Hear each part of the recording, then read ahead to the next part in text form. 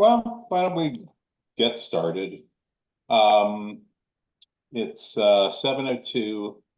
I'd like to call the commission to order, and I'd like to ask for approval of an amended agenda. And the amendments are to move the Foundry Branch Bridge discussion from discussions into official actions, because we're going to actually vote on a letter, and to remove the zoning commission text amendment RA1, because that will be able to take that up next month instead of this month. And I will bring up the Conduit Road liquor license before the others, just to get that one out of the way. So those are the changes. All in favor of amending the agenda as I just stated? I'll second. Or we're voting? Yeah. Okay, 4-0. So let's move to Officer McElwee.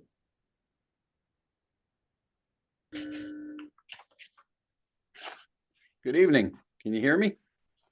Yes, we can. Oh, good evening. And as always, thanks for having us here with your meeting. I'm Tony McElwee here out of the 2nd District, also known as your traffic officer. I'm going to go over the crime stats for the last 30 days. We had a total of 11 offenses. I'll break them down. They were 1 stolen auto, 7 theft from automobiles, and 3 general thefts. Our crime this month versus last month is down by about 42%, which I'm happy to say. Most of that being because theft from autos have decreased. I'm going to start off with the stolen auto, which was a vehicle that actually had been involved in a minor accident within the 1600 block of Foxhall Road on April 13th at around 3:48 p.m. The owner, after the collision, left the vehicle for whatever reasons. And when he returned about an hour later, the vehicle was missing. It's been, as of this point, reported as stolen. We don't know if that's the case. We're still investigating it. Moving on to the theft from automobiles. I'm going to go over the locations.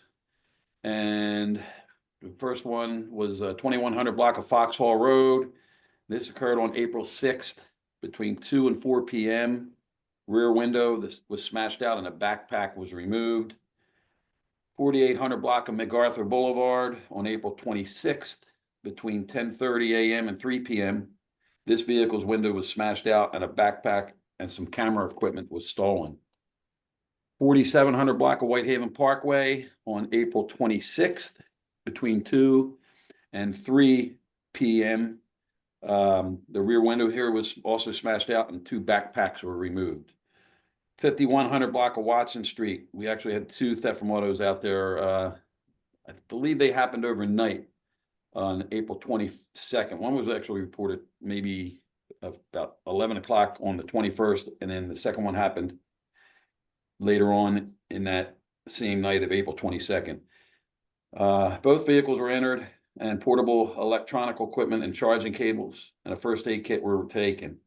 The second one was just a few blocks, well, 1 block up on 5200 block of Watson Street, and this was again on April 21st into April 22nd. 4000 block of Mass Avenue between April 26th and April 27th. There was a backpack stolen from inside a car. I believe this car was unlocked. The concerning thing was there was a reported handgun inside one of the bags with some ammunition that was stolen. As you can see, the common denominator here is all these vehicles that have been broken into had items in plain view, mainly backpacks. As I say at every meeting, please, when you leave your vehicles parked, if you can, just remove those vehicles, those objects or valuables from plain view. The thefts, I'll just go over the locations. 4900 Sherrier Place, there was a set of golf clubs stolen. 4000 block of 48th Street, a duffel bag was stolen, and 4,000 block of Mass Avenue, there was a package that was stolen. As far as the traffic report goes, there were no serious accidents reported. I focused on MacArthur Boulevard during the school time in the morning, in the 4530 MacArthur Boulevard in front of MacArthur High School for the when they're arriving for school. I focused on school zone enforcement out there, and I wrote quite a few speeding tickets. You know, in the school zones, it's 15 miles an hour. There are signs flashing, warning drivers ahead. And I wrote 21 speeding tickets in a matter of 3 days out there. With that said, I want to put it out there. We're going to have a community crime walk this Saturday, June 10th. It's going to commence at 10 a.m. and it's going to be in the 5100 block of Watson Street. Lieutenant Colin and I and some of the neighbors out there, we're going to have a little crime, more in detailed crime prevention, go over what else is going on in your community. If you have an opportunity, we did schedule it on a Saturday. Most people are home. We try to make it at 10 o'clock in the morning, and we'll stay there as long as it takes to answer everybody's questions. Again, that's this Saturday, 10 a.m. to 11 a.m., 5100 block of Watson Street. With that said, I'm open for questions, concerns, complaints. Anyone have questions? I just want to clarify, it's May 10th, right? This Saturday? Yes. Did I say June? You said June, but I know you Oh, meant May. I'm ahead of so- myself. May 10th, this Saturday. Thanks, Commissioner Duncan. Commissioner Elkins? I think you're muted, Chuck, Mr. Commissioner. Sorry about that. Mr. Chairman, Officer McAwee and I have had a discussion about a possible project for the ANC that maybe that fits into this discussion. If, with your indulgence, I'd like to talk about it a little bit and see whether there's any interest on the part of the commissioners about it. Specifically, at a meeting with Chairman Mendelson and Assistant Chief Wright of the MPD the other night, discussion came up about the fact in one neighborhood, the ANC commissioners have gone hand in hand with the MPD officers to companies and businesses that do not have cameras and alarm systems, and essentially encouraged the ANC commissioners, basically encouraging these businesses to think seriously about getting a camera and maybe an alarm system that hooks up with the MPD. And I thought this might make some sense for our neighborhood as well, because it's sort of like a vaccine campaign. The more businesses that have alarm systems and have cameras, the less likely thieves will think this is a profitable place to come and explore a possibility of robbing places. So I was wondering whether there was any interest on the part of commissioners to engage in such a program over the next few years, particularly in our business communities in the Palisades, but also I think in Spring Valley and maybe on New Mexico Avenue. I raised this issue with Commander Savoy, and she thought it made some good sense, and she referred me to Officer Branch, and Officer Branch said she'd be happy to work with us on it. So I think as far as MPD's cooperation, that's pretty much can be assumed.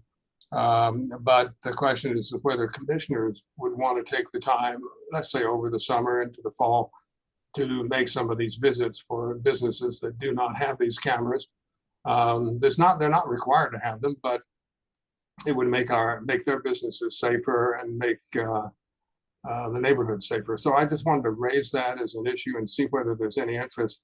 If there is interest on the part of the commissioners, then I would work with Officer McAwee and Officer Branch and see if we couldn't come up with a more specific proposal,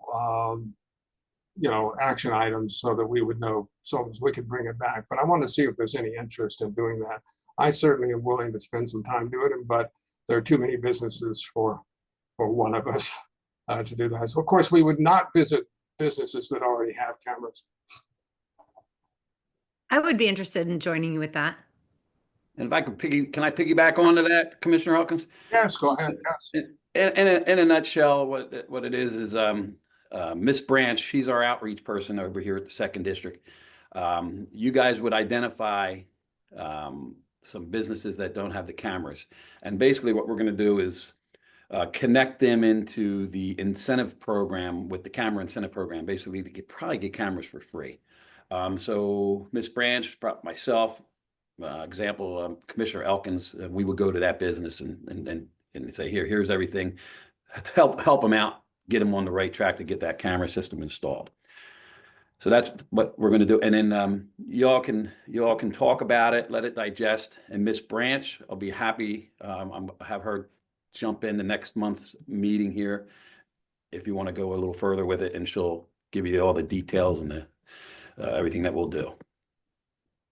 Officer, I think you mentioned at least in one case where a business said, well, I don't think I can do this. I don't own the building. And I think that's a case where an ANC commissioner can say, well, I'll be happy to talk to your landlord and see if there's any interest in having it. So I think there is a role here for both MPD and for commissioners to sort of team up and see if we can't make the community safer and a place that's just not attractive as it used to be for thieves. So Commissioner Duncan, I appreciate your interest. Is anybody else interested in doing this or not? Okay, well, let me work with Commissioner Duncan and with MPD and see what we can come up with. Thank you for the time. Thank you. I also have one other thing I wanted to say. I see Commissioner Blumenthal. Yep. I was out there with the cut-throughs in the evening time through Carolina Place, Sherrier Place, Dorset, and Potomac. We're going to continue to get out there. And when I wanted to just discuss something with you.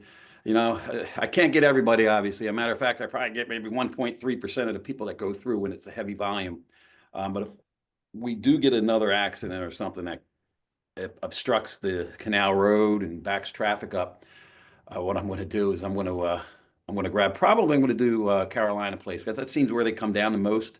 They're used to us being out on Sherrier, and I'm just going to stop traffic. And when they get down, they're going to turn back around. It may cause a little disturbance back there, but, you know, when people realize that we're, you know, you can't go through and it makes it an inconvenience, that probably stick in their head more than a ticket. Although we will still issue tickets. I wish I had 1,000 officers that we can address everyone through there. But I'm going to try that tactic when it really gets backed up. Commissioner Blumenthal, if you know, if you see it going on, you have my number. Yep. Give me a call if I'm free of an assignment, and not knowing that this is going on, I'll get out there. I'll jump to the head of the line of those with their hands raised because you called on me. A tip, a thank you for that. I was actually in my home with as folks know, I live on the corner of Carolina Place and Galena, where a lot of the traffic goes, and I had an HVAC contractor. And we heard you chasing down someone who had gone rather quickly around the corner, and the contractor was very concerned about what was going on. So that's helpful. I mean, I know that's happening all over. A tip, you can do what I do, which is when you have time to check it, use Google Maps and navigate pretend that you're going from Sibley Hospital to somewhere in Virginia, somewhere on the other side, and it will tell you which cut through to take, annoyingly, even though DDOT has asked that to stop, and that'll tell you where the bulk of the traffic is going that day. The other thing is, when we know, if you know that there's an accident and one of those just awful, awful days, I don't know who's responsible for this, but if there's any way to put a traffic control sort of officer at the intersection, one of the big problems when that happens is the sort of box blocking, which just makes it all worse. And if there were any way to just kind of have a traffic cop at that place, I know that's probably not your responsibility, but that would help the issue. I think you're muted. You're muted, Officer McElwee. I'm back. I know DDOT sometimes positions a traffic officer out there to assist us. We can certainly look into that. Okay. Commissioner Duncan? So mine, I wanted to, I know you know about this, but I was going to alert the neighborhood about the check thefts from the postal box. If anyone's been monitoring the listserv, you will have seen that a lot of people have had their checks stolen from the blue mailbox. We think it's from the blue mailbox, or they were dropped in the blue mailbox and the checks were somewhere along the delivery route intercepted. And then people wash the name of who the check goes to, and then they'll put in a new name and then they'll cash the check. But it might take several weeks for someone to realize. They might see online that the check has been cashed, but they don't realize that it's a fraudulent cashing of the check. And then it spirals out of control. But I want to say that from the listserv, I contacted MPD, and it now is with the US Postal Service Inspector Service. This is like the FBI of the Postal Service, but they're working with MPD. And I have gotten through the listserv 14 residents that have filed, and we have sent that. I know they have 18 others. So this was kind of a big thing. And I just want to thank MPD for the help. And these crimes are really hard to solve. I think some of these check images end up on Telegram and the dark web, and people bid on them. And then they do it. And there's probably more victims out there, and we just don't know.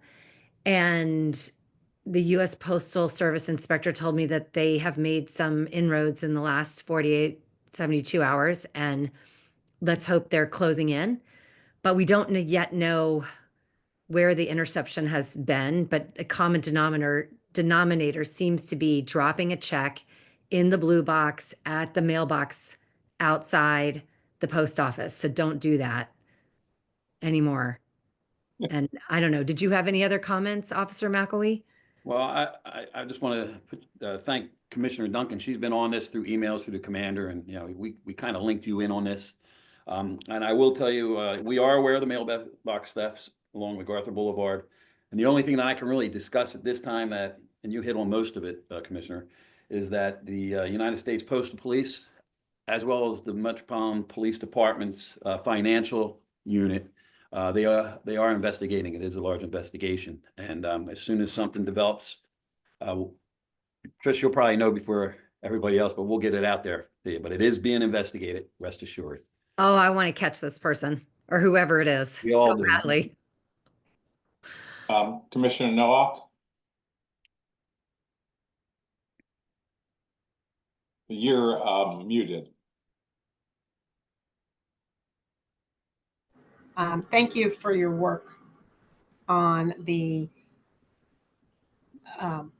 cut through problem. I wanted to ask if it is, I think Commissioner Blumenthal sort of hit upon this. If there are accidents or other disruptions, is it wise for us to call you and say, hey, can you get somebody out? We know that there's going to be a particularly high amount of traffic because of environmental factors that are happening, where I don't know the flexibility of your schedule if you have the ability to pivot to different sort of command posts during your shift.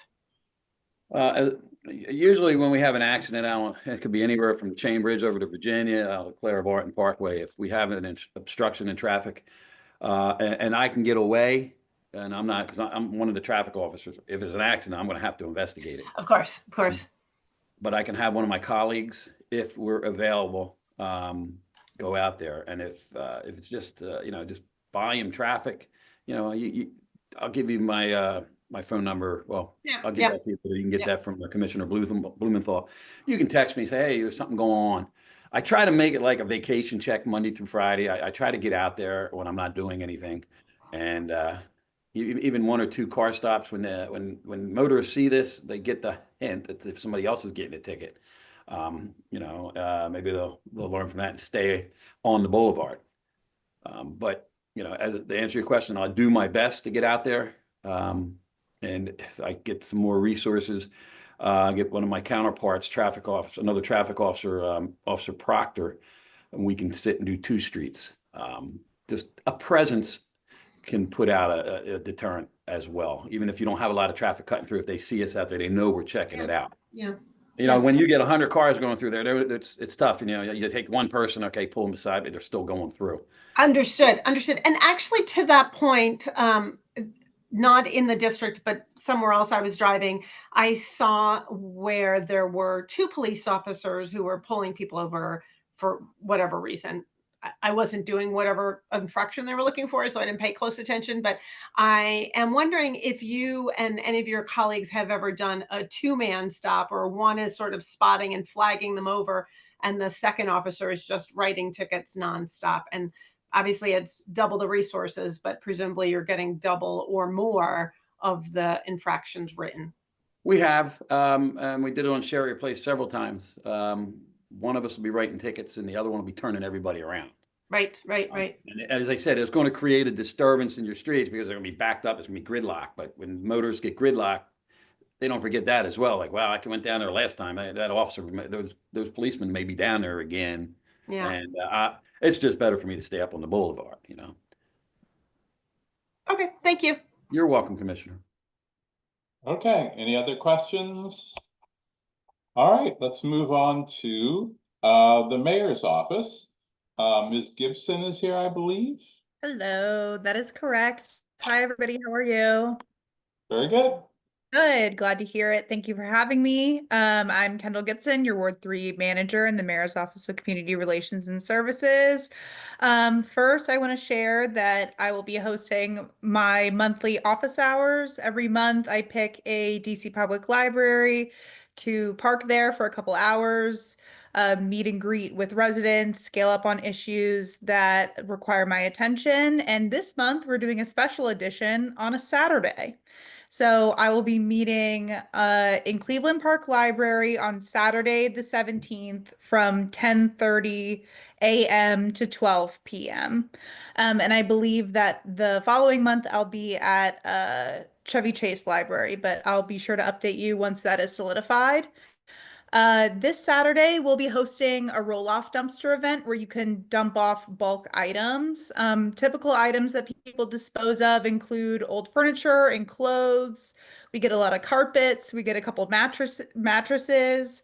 There is a list of prohibited items that I will put in the chat. But in short, like, we don't accept medications, needles, concrete blocks.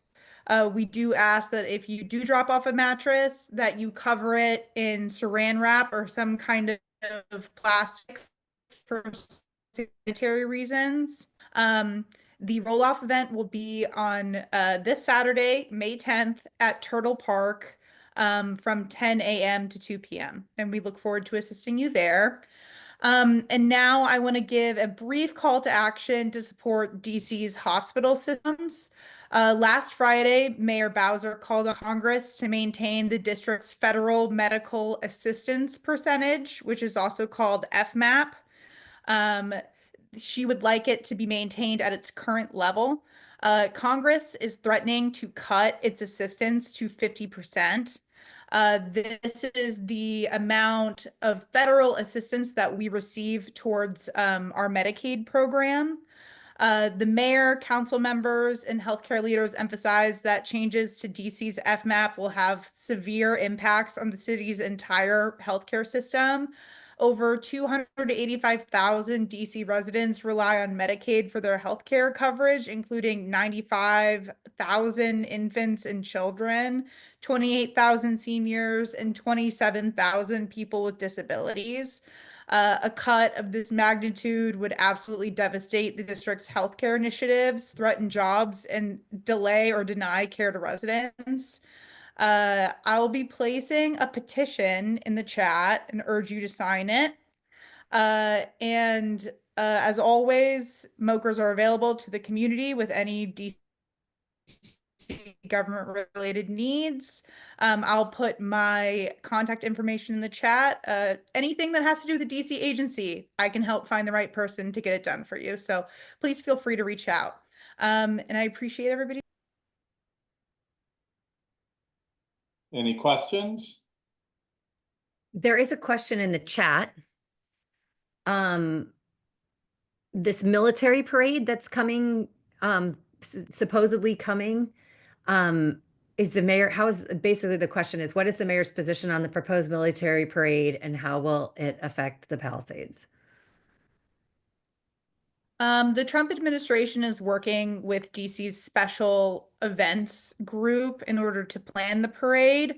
The mayor has stated that any damage done by the parade needs to be paid for by the federal government. I am personally not sure how it will affect the Palisades as of yet. Once a route is determined, I'm sure we'll be sharing more information about how to prepare for that day.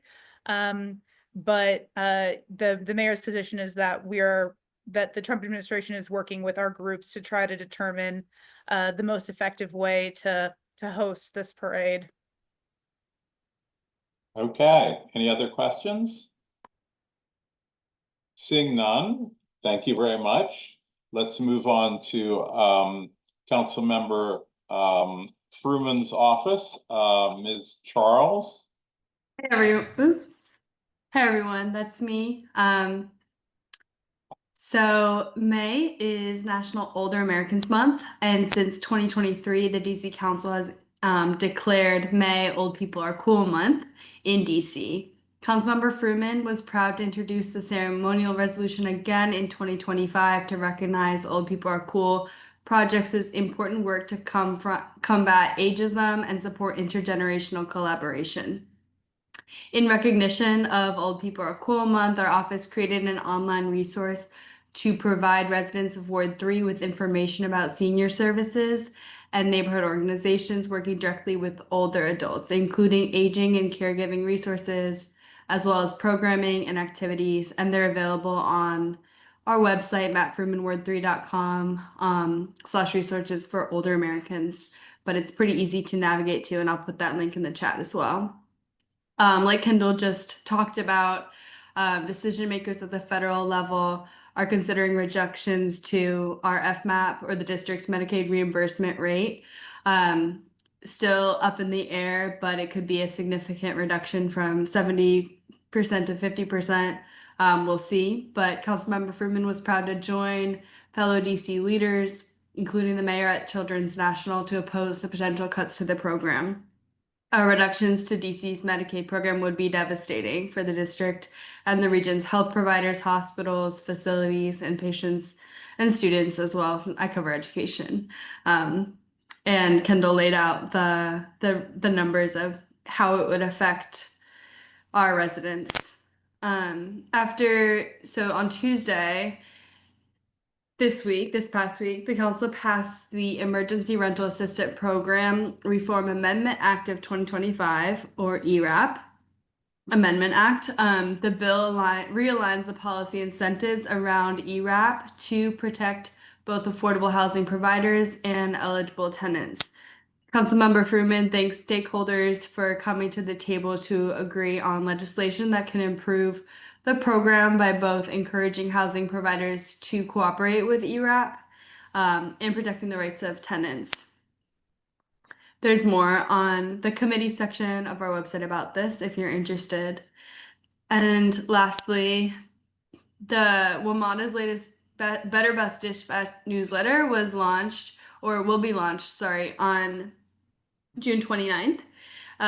So Metro's trip planner, which I'll link to, can now show users what trips will look like with the new bus network. And residents can sign up now for the Better Bus Dispatch to get newsletters with bus information directly to their email with updates. And residents can view previous issues that have been raised in the Better Bus Dispatch for more information. And I'll put all of that in the chat. That's all. Very good. Are there any questions? Yes, Commissioner Elkins. Well, mentioning cool seniors does remind me that last year, Councilmember Fruman asked me to serve on a task force along with others on working on a senior center for Ward 3 as well as one on Ward 2. And that task force has moved ahead. And we're coming up soon to a survey of residents about what they would like to see in a senior center and where they'd like to have it, how close to home they'd like to have it located. And so we don't have the details yet about how we're going to announce that. Probably going to have some in-person meetings as well as a survey. But just to alert you that we're going to need to reach out to seniors across the Ward 3 to get some input. And of course, I'll be looking to my colleagues to see the best way to do that. Thank you, Commissioner. And we'll work together too. Trisha, we have a Trisha, sorry, not Commissioner Duncan, on our staff is in charge of all senior issues. And so we can do that outreach along with you. Thanks for your work on that. Anyone else have a question? Gee, I thought that seniors were cool every month. I didn't know that we're particularly cool on May. But seniors are always very cool, but May in particular. Well, thank you very much. Let's move on. I don't see Christian Pinheiro. I don't think anyone's here for the Department of Transportation. Am I right? Yeah, I think we move on to the local universities. American University. Oh, there's Laura Marks. Yes. Hi, everybody. Laura Marks from American University. I'm here to talk about seniors too, but seniors in college. Wanted to let everyone know that we have our spring commencement coming up.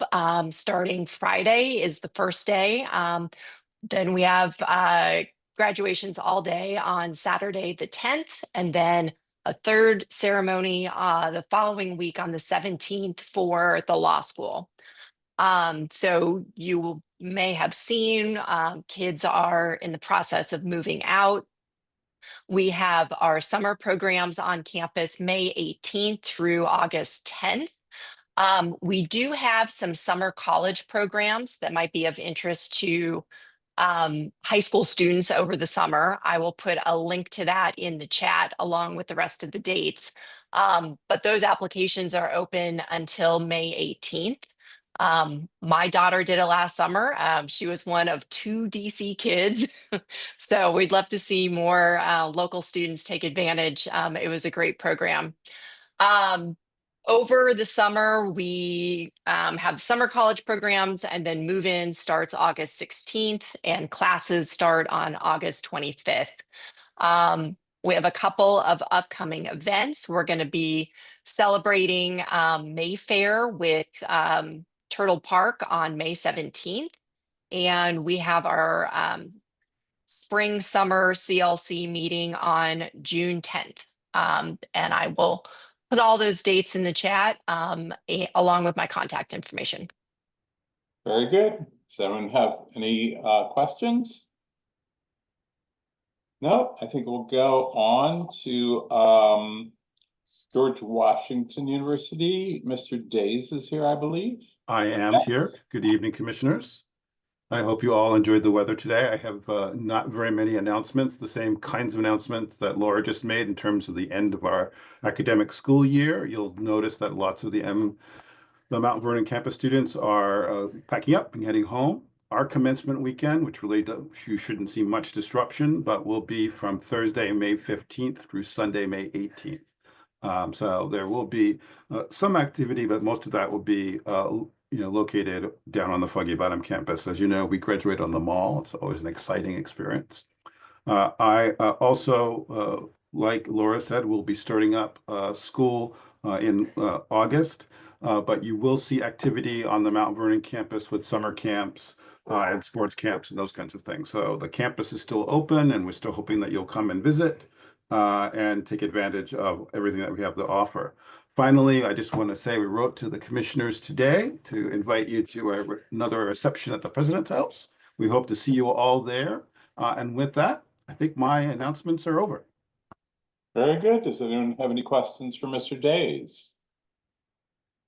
Seeing none, let's move on to Georgetown Good University. to see you folks. Thank you. Hey everyone, I'm representing Georgetown University tonight. I'm Eric Castro, I'm the Community Engagement Manager for Georgetown University. Similar updates for AU and GW.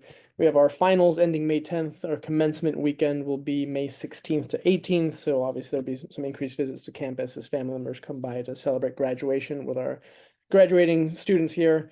The other big update that we've got is that our annual Move Out Drive is currently underway, which is our annual campaign to repurpose gently used items to donate them to local charities. I'll put some more information in the chat about how to sign up, the items that we're accepting, when those dates would be. But anyone in the zip code 20007 is welcome to donate any items as well to our Office of Neighborhood Life. I'll drop that in the chat, but if there's any questions, I'll be hanging out for a little bit to see if anyone has any. Very good. Does anyone have any questions? Any questions? No, very good. Let's move on. Does Mr. Brown have anything to report for Wesley that's not already on the agenda later?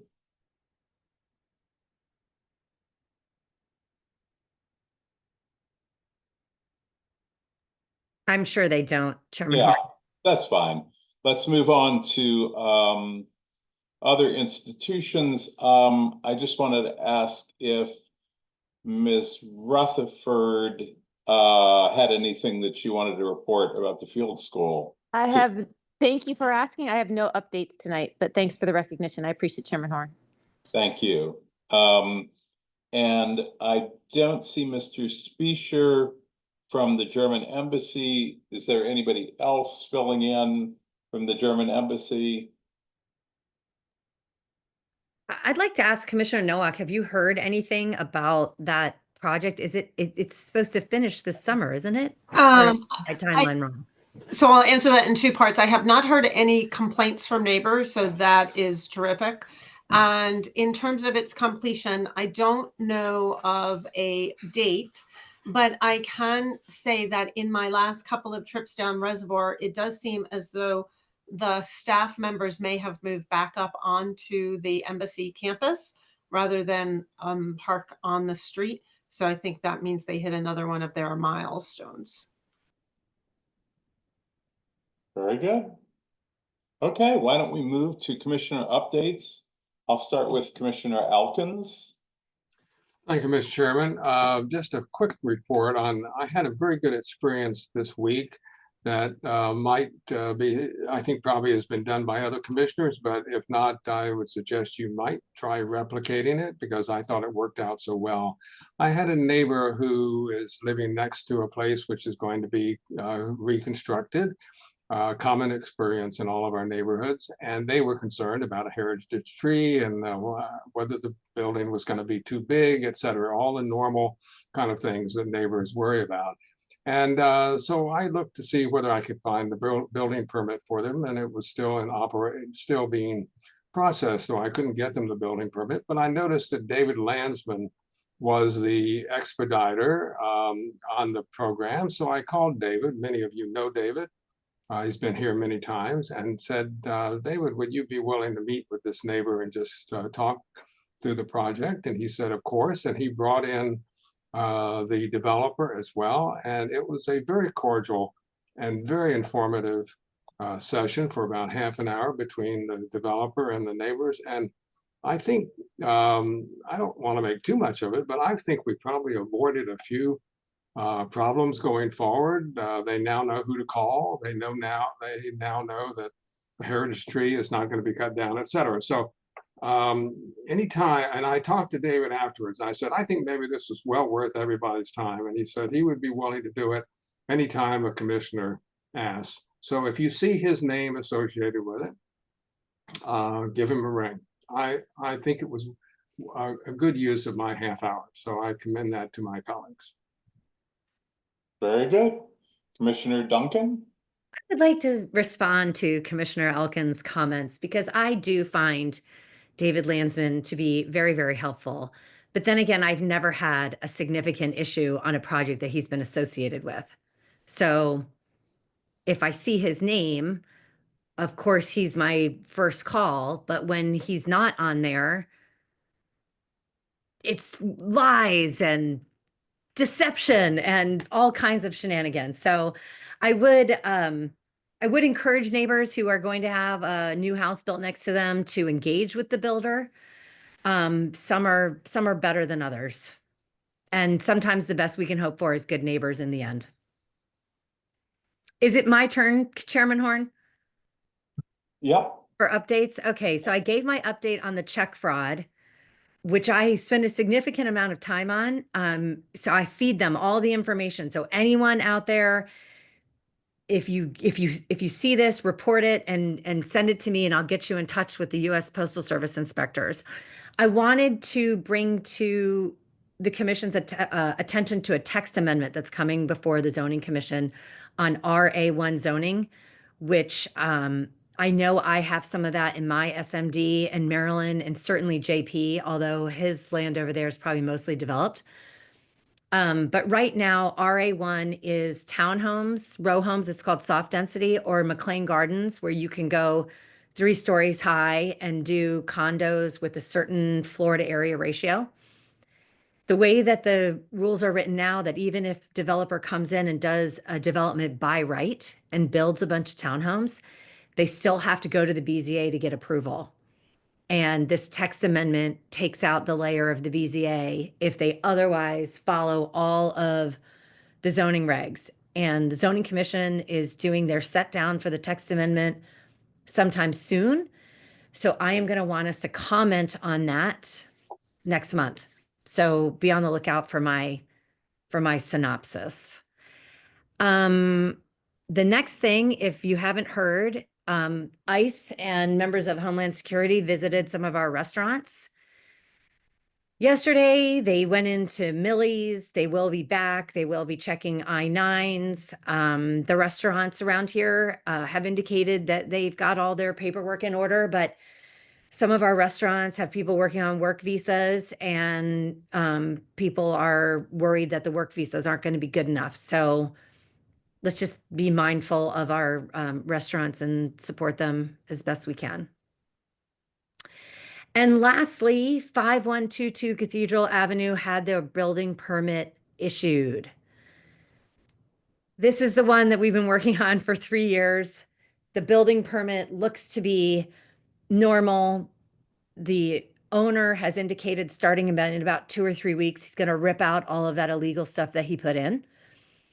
In the meantime, he has put the property up for sale with the building permit already issued as a package.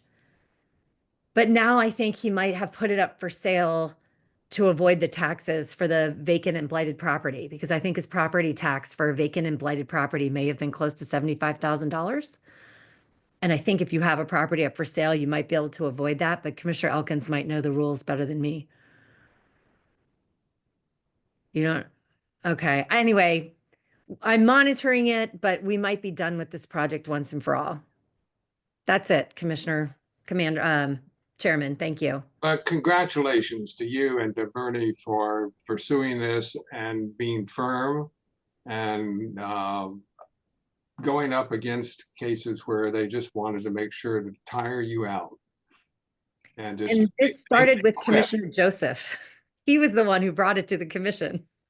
So congratulations. I think that shows that if you are cheating in this neighborhood, ANC commissioners are not going to give up. Thank you. Very good. Commissioner Blumenthal? I don't have a report. All right. It's my turn, and I don't have anything that's not already on the agenda. Commissioner Nowak? I have 3 quick items. The first one picks up on what Commissioner Duncan was saying about ICE and the restaurants. This may be urban myth, but it may impact some on the call, that it is believed that ICE are also looking at playgrounds and nannies. So if your caregiver is an immigrant, documented or undocumented, please talk to him or her and let them know to be aware that this is a thing. It's unfortunate that we have to give that warning, but that's apparently where we are. The second one is on a nicer note, perhaps at the other end of child caregiving.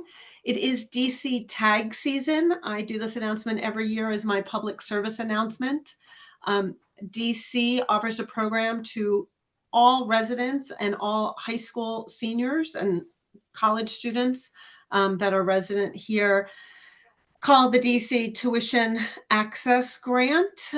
It gives you $10,000 to attend a state university in somewhere other than DC, as well as some other amounts for DC local universities and HBCUs. The deadline this year is a little bit earlier than it has been in the past. The program closes on August 15th. You can go to dctag.org, I think, or dctag.dc.gov and get all of the details. It's a wonderful program. It is income limited, but the income is quite high, so it's open to almost all DC residents. And if you have a college student going to an out-of-state university, I do encourage you to check it out. And then the final thing is, again, picking up on something Commissioner Duncan said about how this illegal building had been brought to the attention by a neighbor or a resident of the neighborhood.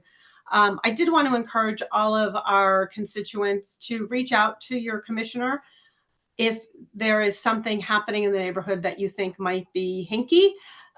At best case, we'll check it out and tell you that it is permitted and it's totally fine, and here are all the details we can share with you. And if it's not, we are happy to investigate. I have a situation in my district right now that's under investigation, and it was brought to our attention by a neighbor. So please do avail yourselves of your commissioners if you have any questions about something that's happening in the neighborhood. Thank you. Very good. Let's move on to the community issues and concerns.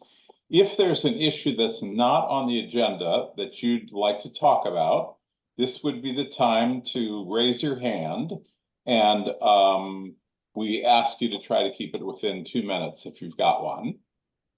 Does anyone want to speak on at this point? Yes, sir. Hi, Chairman. My name is Kevin McCurdy, Mr. McCurdy, 5817 MacArthur.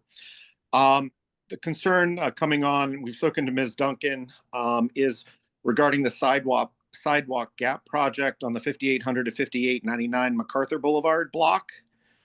And there are some concerns. I was delayed on receiving it, but there's some concerns regarding the placement of the sidewalk around a very large elm tree and potential damage to that tree that's already been causing some problems, and the encroachment up into our properties. So that is what we kind of want to raise. And working through DDOT, we actually did receive an email just prior to this call from Karen McAllister of DDOT stating they are not going to consider removing the tree, but we're trying to look for options or other options to how we may handle this other than the proposed platform that they're looking to put in. Others would like to speak on this? Yes, Ms.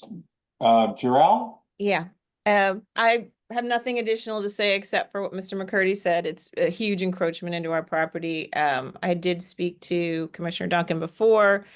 She had indicated that there are other places in the Palisades that have had similar encroachments. I walk all over. I don't think that based on where the house is situated exactly and how things are there, that there's anything similar. It would really be a very significant encroachment into the space. And while it may be legal, I think it's pretty mean. And I think there could be other ways. I was actually thinking creatively of how things could be done differently. One would, of course, be the easy thing, which would be to bump it out into MacArthur. I realize it's an emergency evacuation route, and we'd have to seek some sort of exception or exemption. The other is, could we create sort of a small bridge over the roots of the tree so that it's actually on the tree as opposed to this giant thing in the middle of our property. I just think there are other options, and they seem completely closed off to looking at those. So we would be grateful for your help with that. Understand. I was out there looking at it today, and I know that Commissioner Elkins is somewhat familiar with it, and we appreciate this very much. And we're, Could I just say a few words? Because I went out there and I have since reviewed the plans, and it is in the shared drive. If any of the commissioners want to take a look at it. When I first went out there, I thought there was a chance that even though it is clearly a heritage tree, it's huge, that I thought it could be at the end of its life. So I asked Urban Forestry to come out. And generally, if it's in poor condition, I thought they might actually take it out. But apparently, this elm tree is like tree gold to them. They have spent significant resources treating the tree over the years. They have been coming out to trim it. It is a Dutch elm and one of the last ones in the area because of the Dutch elm disease. So they're not tearing out that tree. It's in good to fair. It goes excellent, good, fair, poor. And if you're in the poor to fair thing, that sort of means they don't have much faith in the tree, but we're in the good to fair area, and they were just adamant, and they are going to put that flexi pave over. I was going to ask DDOT. Right now, the way the plan is, the curb is here, and then it's 8 feet to the one edge of the sidewalk, and then 12 feet because it's a 48-inch ADA sidewalk to the end. So there's a portion that comes through that's 12 feet from the curb. If you want to know what that looks like, Loughborough Road is essentially 12 feet most of the way up. It goes around a bunch of huge trees there. But I think the idea that the residents are saying there that even though they know it's in the public space, that it just seems to come very close to their front doors. I'm going to ask DDOT how close they can get to the root system there with their flexi pave, but I mean, I've struck out. They're putting in the sidewalk. Hey, Ms. I don't know if you know also, on my property, there is a horn beam that the city placed right at the driveway. So if you look at our houses, the elm is there to the left. There actually used to be a very large Dutch elm there a few years ago. That Dutch elm actually did die entirely. Okay. And had to be taken out. That's why I think we've been concerned, because that tree that is there has been being treated. It's got several limbs that have fallen, and we're just concerned about the distress and how long will it potentially then last. And then we're stuck with this large thing if the tree does die, given that there was another Dutch elm less than, I think, like 15 feet from the other that has died. So that's something else that we've looked at. So, or at least wanted to be able to be considered. I don't know if they were aware of it. So I can't promise you this, but let's say, 15 years from now, the tree were to die and I think they would come in and straighten the sidewalk. I can't guarantee that, but generally when I saw some of the trees get uprooted during the storm, they straightened the sidewalk and just made a normal sized tree box. So I can't guarantee, but I do see them do that. Well, and I was wondering if something other than the rubber pavement could be, particularly because, and if you look at, because I walk on Loughborough Road all the time. Those are very different houses that, because they are so close to the street, actually almost all have fences or something there. So it's a very different look. If you go to my house and imagine, and I've walked it 12 feet in, it's literally comes to the middle of my lawn. So, I mean, I think if the city were then to like fence in my house or do something else to make that less crazy, I could almost live with it. But as it is now, it would just be insane. So I'm wondering, like, is there yet another thought? Like, I mean, let's think creatively. Could there be something like literally like a little bridge that is built over the roots, because as it is, I don't see how anyone no matter what they do, anyone in a wheelchair or something could get through it. You still have to be somewhat ambulatory to get over that, like so many of the other ones on the boulevard. You're not going to roll a wheelchair over some of these rubber sidewalks. So could we come up with something else that's more attractive and less harmful to my property? I would love for them to at least just, you know, work with me. I'm happy to pay an architect. I'm happy to pay someone to help make this happen. But what they're proposing is truly cruel. I can't think of another word. I don't know what to say. I don't know what to say. I mean, they seem Or to can I be, pay whatever you were mentioning is, you know, I mean, on can Loughborough, I pay whatever it most costs? people have planted $50,000 it, to cut down the tree. like And- on Loughborough, because I walked it today. Most people have planted a hedge, is what they've ended up doing. And if you could get a architect from the city to plan that for me and show me how that would look, I might be more amenable. I just don't, and maybe have the city do it. That would be another thing, you know, okay, so plan a hedge for me so that what they're doing isn't harm, and Kevin as well, you know, like, so that it's not harming our properties the way that right now it is. It may be legal, but it's definitely a taking. Well, we're gonna look at the plans, which Commissioner Duncan has put on our website, on our internal website, so all the commissioners can look at it. There, WC asks in the chat, does DDOT have legal authority to build a sidewalk inside someone's property line? I don't think that's what they're proposing here. I think the property line is, you know, something like 20 feet from the street, which is normal in the Palisades. So without answering that question, I don't think that's the issue. Commissioner Elkins? I was just gonna commend to the neighbors that at least on Macomb between Nebraska and 45th, there is the flexi pavement does go right over the roots, right next to the trunk of the tree. I'm sorry, I'm not looking at the picture of what they're proposing here. Maybe that's just not possible, but I just wanted to bring to your attention how DDOT did deal with a very large root that was going right through the sidewalk, and maybe that would give you some arguing points with DDOT. So you might take a look between Nebraska and 45th on Macomb, not too far from American University. Very good. Shall I move to the next? There is a comment in the chat that's on a different topic that I just want to read. It's from Sean Campbell.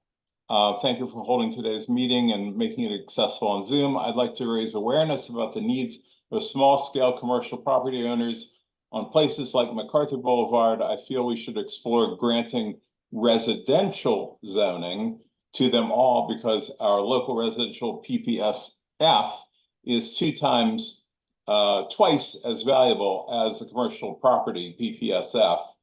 And perhaps just have too many little store buildings that would better serve the community as additional affordable apartments and housing. It is hard to rent these old spaces. Let's help small commercial property owners. So many big fish are getting big FAR expansions, FAR expansions and special allowances. That's outside of my area of expertise. I'm not familiar with this either. Okay, well, we'll take it under advisement and see what we know. All right, are there any other community concerns, or shall we move right to the first official action? Let's do that. So it's 4250 Fordham Road. This is a case before the BZA. Mr. Sullivan has this, and does Commissioner Duncan want to introduce it, or just let? I will. Technically, this is in 3D03, but I'm going to take this on. The motion on the floor is to support the BZA application for 4250 Fordham Road. Do I have a second? A second. All right, discussion. If you had a chance to review this document, there's a home, and if I could ask Catherine to bring up in OneDrive the Fordham Road photos. So this is a large lot home, and there's a home that abuts behind it, and they have a patio with a pretty substantial pergola around it on the back of their house, and they want to screen that in.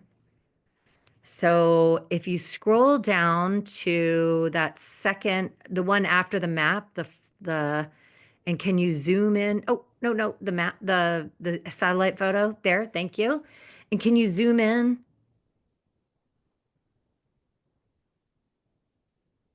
All right, where the red dot is the backyard of the home. And that home is, it's like 24 feet or something from the rear of the property line. But where that white thing is at the end, that is the patio with this pergola on it. They want to screen it in. And the neighbors behind, and correct me if I'm incorrect on this, Mr. Sullivan, but they have issued a letter of support. And so I saw no issues with this. Does anyone have any comments or questions for the applicant? And if there's anyone here who I did not hear from who wants to oppose this, please raise your hand. Commissioner Elkins? Could you go back over exactly where this is? I wasn't sure. And who is the neighbor that has issued a point that they do not have an objection? So if Mr. Sullivan is here or the applicant, if you wanted to jump in so I make sure I have all my facts right. Yeah, thanks. Marty Sullivan, I'm zoning counsel for the property owner and applicant. It's Julie Duvall is the owner of the house back here. And her address is 4990 Warren.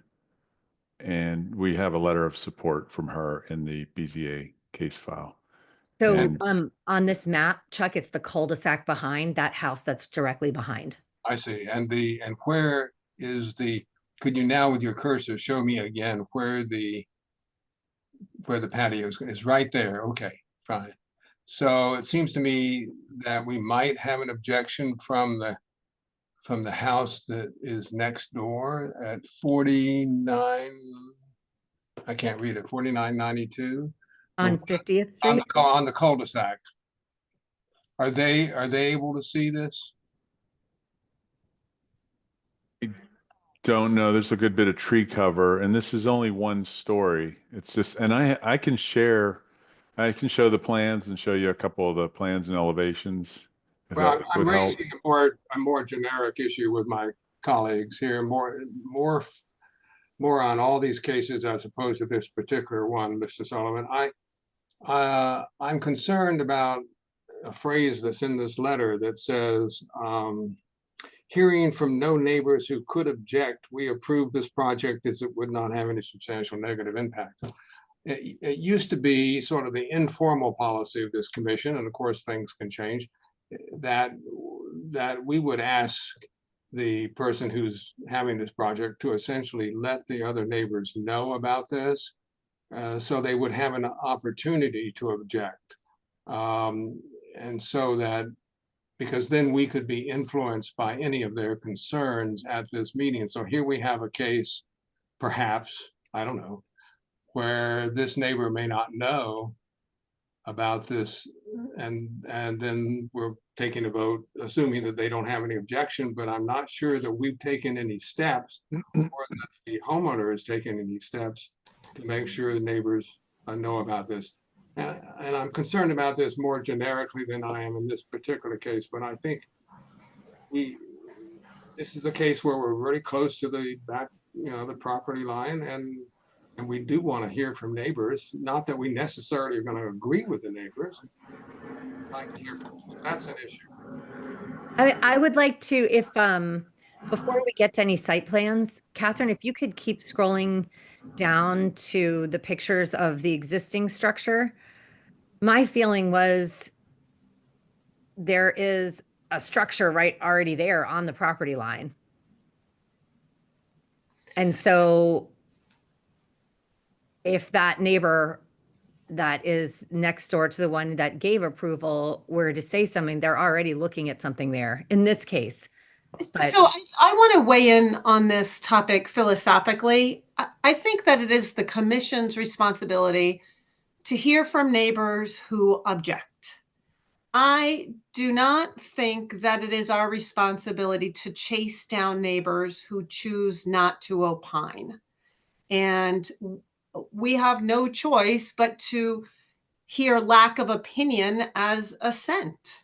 If they know about it, Commissioner. I think that by virtue of the permitting process, you have to give notice. Could we ask Mr. Sullivan whether that is correct? Yes, so notice goes out from the Office of Zoning on all BZA applications. And sometimes when in certain cases, we'll send out additional notice. I don't know if we did on this one. I doubt it, because we wouldn't have think anybody else would be affected by this except the neighbor to the rear that's in support who shares a lot line. So I thought you started by saying that neighbor did object. No, I think The other she's the neighbor. one in support, if as I understood it. Yeah, the No, one directly behind is in support. But Commissioner Elkins mentioned somebody objecting, but now it sounds like you're saying they don't know about it. No, I'm sorry, confused. I may not have spoken correctly. What I was asking was whether they had been notified. You're telling me that, in fact, the BCA or the applicant did notify these other neighbors. Right, everybody within 200, every property owner within 200 So feet. that would include this one. Absolutely. But then, Yes. I think that's the and BZA. I agree with Commissioner Nowak in that regard, that if they are notified and choose not to speak up, then I agree with that. Commissioner Simkowitz, welcome from the warm state of Florida. The hot state of Florida. What we've done in the past is had a burden on the applicant to let us know that they've at least tried to reach out by telephone or knocking on the door, because a lot of people don't read their mail. And that's, I think, where Commissioner Elkins, and I don't want to put words in his mouth, but I think that's where he was going with this. And I'd like to know if the applicant has tried to do that to the adjoining neighbors. Yes, definitely. We always instruct our applicants to do whatever they can to reach out. And so I know they've reached out to the ones that are adjoining, which is the one to the left and the one behind. And there's no objection from them? No, and we have a affirmative letter of support from from one of them, closest neighbor to the work. Okay. Thank you, Mr. Sullivan. Very good. Is there any other discussion of this, or should we vote on the letter? call the question. All right.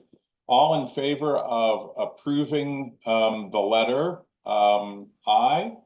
Aye. Aye. 6 votes in favor, none against. Thank you. Let's move on to Thank you. MedStar at Fitzgerald Certificate of Need. We have Francisco Semio. Semio, close enough. And Semio. Jill Anderson from Much easier name. MedStar.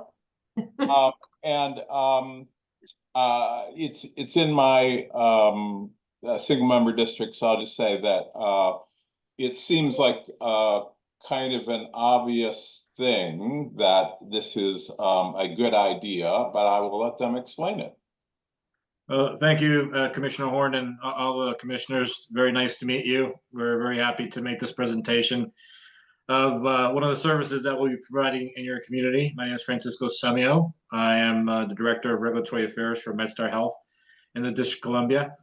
And Jill Anderson is the Vice President for our National Rehabilitation Network in the region. Do I have permission to share my screen? Yes, absolutely. All right.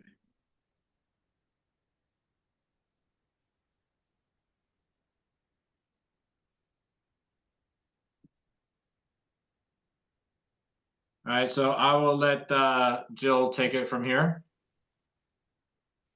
Good evening, everybody. As Francisco said, I'm Jill Anderson. I'm the Vice President for Ambulatory Therapy Services for MedStar Health.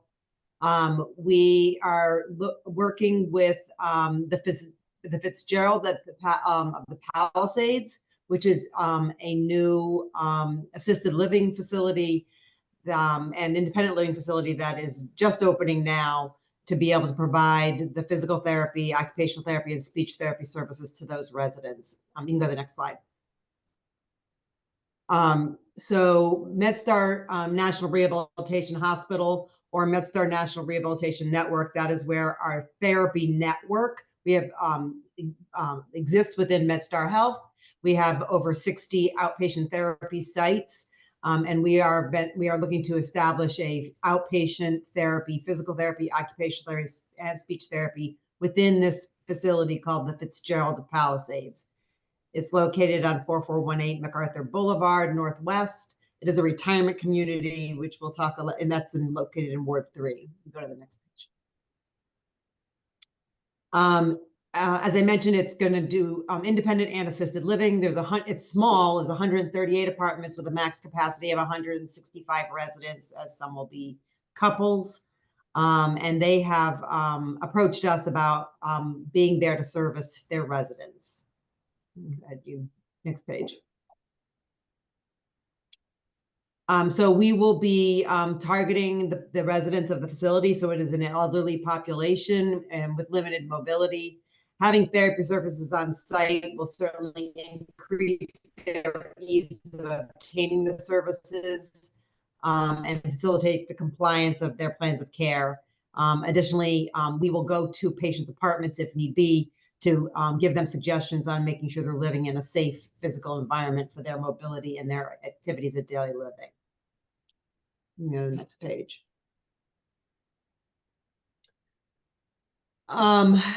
So as we do in all our other sites, we will focus primarily on their functional mobility, their balance, falls prevention, activities of daily living, gait training, cognitive therapy, swallowing therapy, and language therapy. We're really going to be doing this only 3 days a week at 8 to 4:30, Monday, Wednesday, Friday, and then we'll progress to 4 days as volumes indicate. Go ahead to the next slide. We will be coordinating care with the Fitzgerald. Fitzgerald is looking to have MedStar Health really be their preferred medical provider.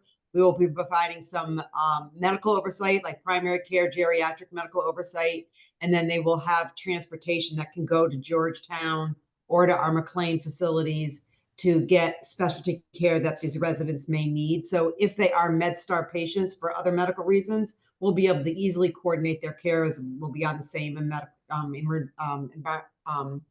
medical record.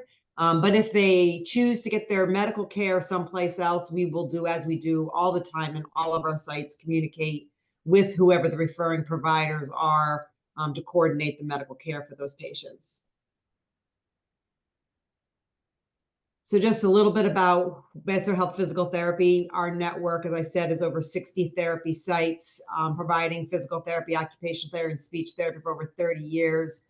We are connected to MedStar National Rehab Hospital, which is a 120-bed rehabilitation hospital. It's been in the top 20 rehab hospitals across the country for many years.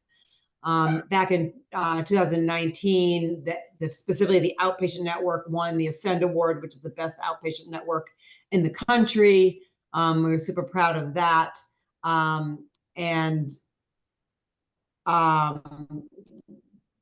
We have many outpatient therapists that service the outpatient community.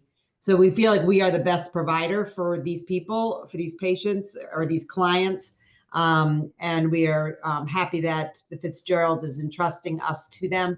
We just want to we need approval to get through the CON process to be able to start the service. Does anybody have any questions? I just have a clarification question. This facility is just for the residents of the Fitzgerald, correct? Are you going to be seeing any patients who are not residents? The only patients that we would see is if there was overflow from Georgetown, like if the outpatient therapy services at Georgetown had a wait list and couldn't get them in, then we would potentially say if they would want to come to this facility. But the majority that we're not going to be marketing this to the community at large. It would be only from Georgetown Hospital over or the residents. Okay. If I may also, just one of the things that we needed to consider also with the certificate of need to the DC State Health Planning and Development Agency is that the area does have existing physical therapy practices. So whenever you do a certificate need, you have to actually prove that there's a need for the establishment of a service and prove that existing services are over capacity.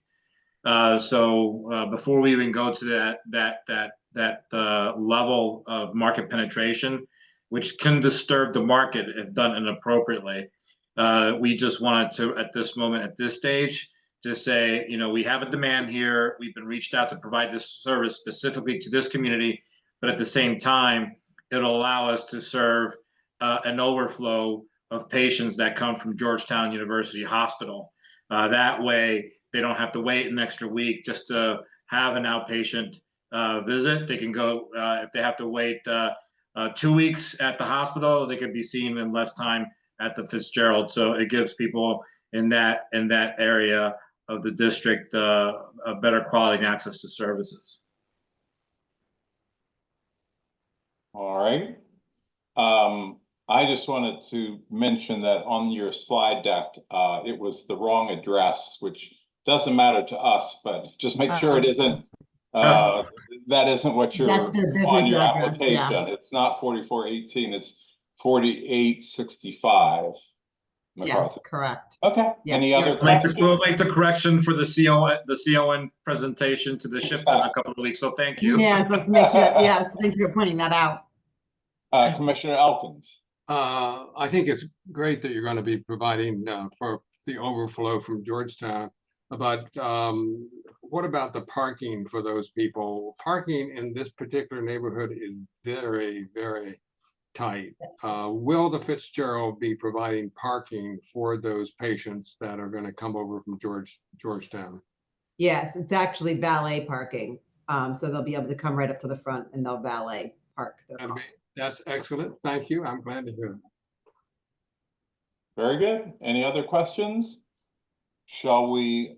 Yes, excuse me, I have the question. This is Lily. Yes. Do we have any publicly available data to support these claims regarding the overflow and senior citizens? There's a huge issue regarding healthcare in DC, not just for senior citizens, disabled people, young people, and between.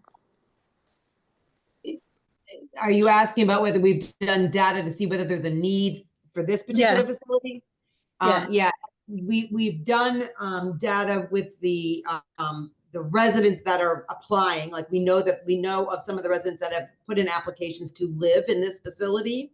So we know the demographics of those, which are geriatric, elderly, right? Some independent, some assisted living, meaning we know they have functional needs for therapy services, but we are not going to be servicing in this particular setting the younger population, right? This is going to be focused primarily on the geriatric population that is in this facility.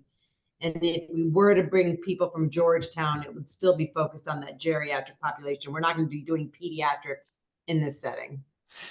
So No, it I doesn't really understand. help Can I clarify, Ms. Anderson? I just want to confirm that the objective here is that you have a population at the Fitzgerald of people who need these services. And rather than sending them out to a hospital or other facility, you're bringing the facility to them and they will be your primary patient population. Correct. Thank Yes, you. I It's not like your comprehended that, Jill. I comprehended that, but I'm asking the question because right up the street at Sibley, we already have a senior citizen home and a hospital. So I'm asking those questions because it's not just the issue that's affecting the population that the Fitzgerald is going to be servicing. It's the issue that's affecting healthcare overall in DC. But I'm not sure what the question is. The question is, do we need more healthcare providers across the district? I'm sure we would all say the answer is yes. The question that is being brought to this commission is whether or not they can have permission to service this population in a building that's already built, that has facilities for them. And so it's not this or, build healthcare for seniors or young people or other people elsewhere. It's specific to this Fitzgerald facility. Yes, and I'm comprehending that as well, Marilyn. That's why I'm asking these questions, because I'm very much aware that the Fitzgerald is going to be servicing the senior population. And I know that you want to make sure that the residents there are well cared for. But I was just a little confused because, like I put in the comments, we already have so many medical centers here. When we built the Fitzgerald, we lost a Safeway. So there's several other issues that I can pose regarding that. I'm just asking questions for my own clarification. Yeah, and I mean, I don't know what the Fitzgerald went through to get permission to build there, right? Because that was not something that we were involved in. We are just asking to provide the services that they already have a building that they built, and I'm assuming got whatever approval they needed to build that. I also want to share with the commissioners that as a system, we are committed to comply with the 3% community benefit or community care, uncompensated care for the communities throughout the district. So all outpatient facilities, be it urgent care, primary care, and rehab centers, whenever we have underserved communities in need, we either offer uncompensated care or on a sliding scale. But most of the district residents do have some sort of insurance program, but we're compliant with that obligation to the city. Very good. Okay, on the certificate of need, can we call the question and vote on the letter? Okay, all in favor of the letter? It is 5-6 to nothing. Did Commissioner Duncan have a question? Your hand is raised. No, it's the AI that sees my hand raised and then it raises. That's great. Okay, so let's move on to the Foundry Branch Trolley Trestle Bridge. Well, thank you very much. Thank you. You have a good night. Commissioner Duncan, do you want to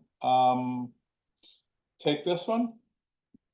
Yes, so I'm going to start with my motion on the floor is to approve this letter of opposition to the National Park Service to demolish the Foundry Branch Trestle Bridge or issue the permit. Do I have a second? Yeah. Okay. This bridge is historic. It's adjacent to our ANC. It's not within our ANC, but WMATA owns it. They've wanted to tear this thing down for years, and they have finally worn down the National Park Service. And the National Park Service has issued a memorandum of agreement to issue a special permit that will give WMATA permission to tear it down. And we have good word that the minute they get the permission, they're going to find that $1 million and they're going to tear it down. And there are a number of us in this community that have been trying to prevent that from happening. It just cuts off access over Glover Archibald Park for our community to go into Georgetown. So one of the things that I read in the National Park Service memorandum was that WMATA could not find a willing partner to fund this thing, which means that DDOT didn't want to take it off their hands and assume liability. So as sort of a Hail Mary of financing, I have structured the letter to basically ask the Park Service to hold off for 6 months to see if the community could find someone to do a public-private partnership with, which would cost someone between like $1 million and $4 million, plus some other fundraising, plus matching funds from the city. Does anyone have any comments?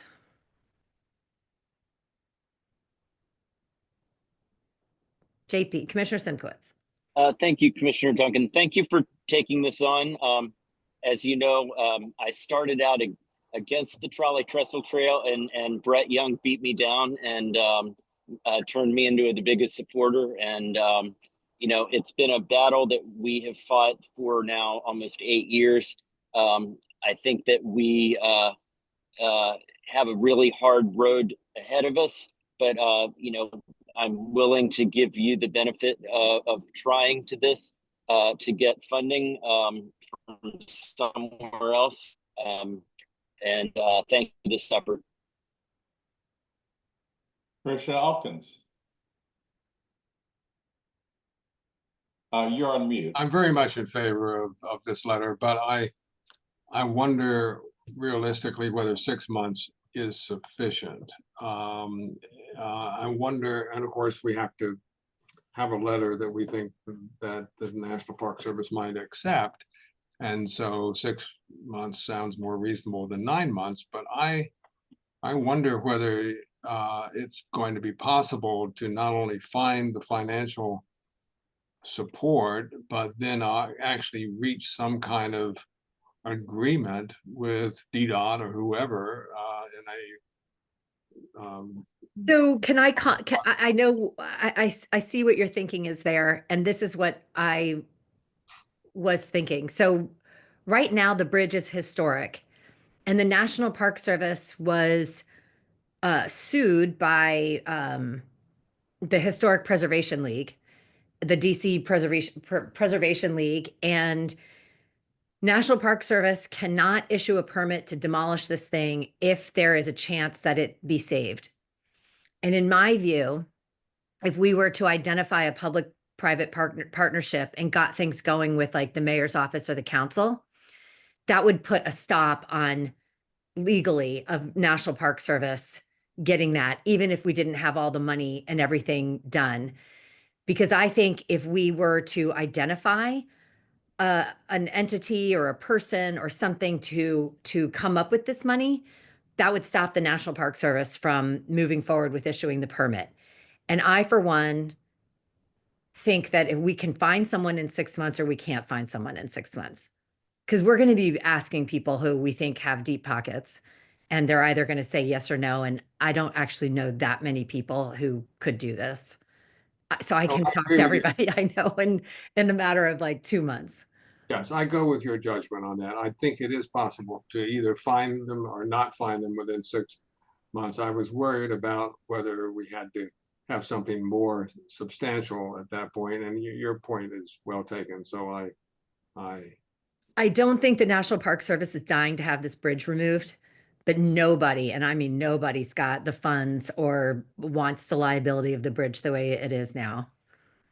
I see Commissioner Nowak's hand up.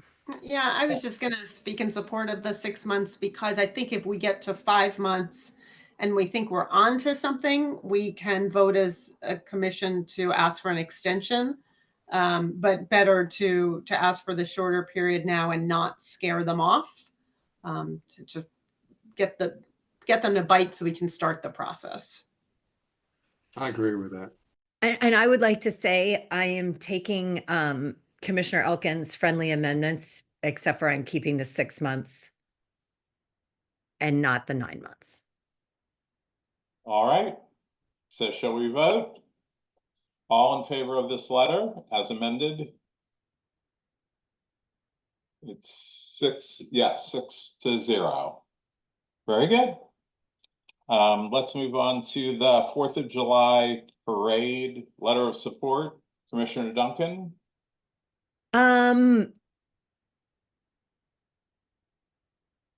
The Palisades Community Association needs ANC support to run the 4th of July parade.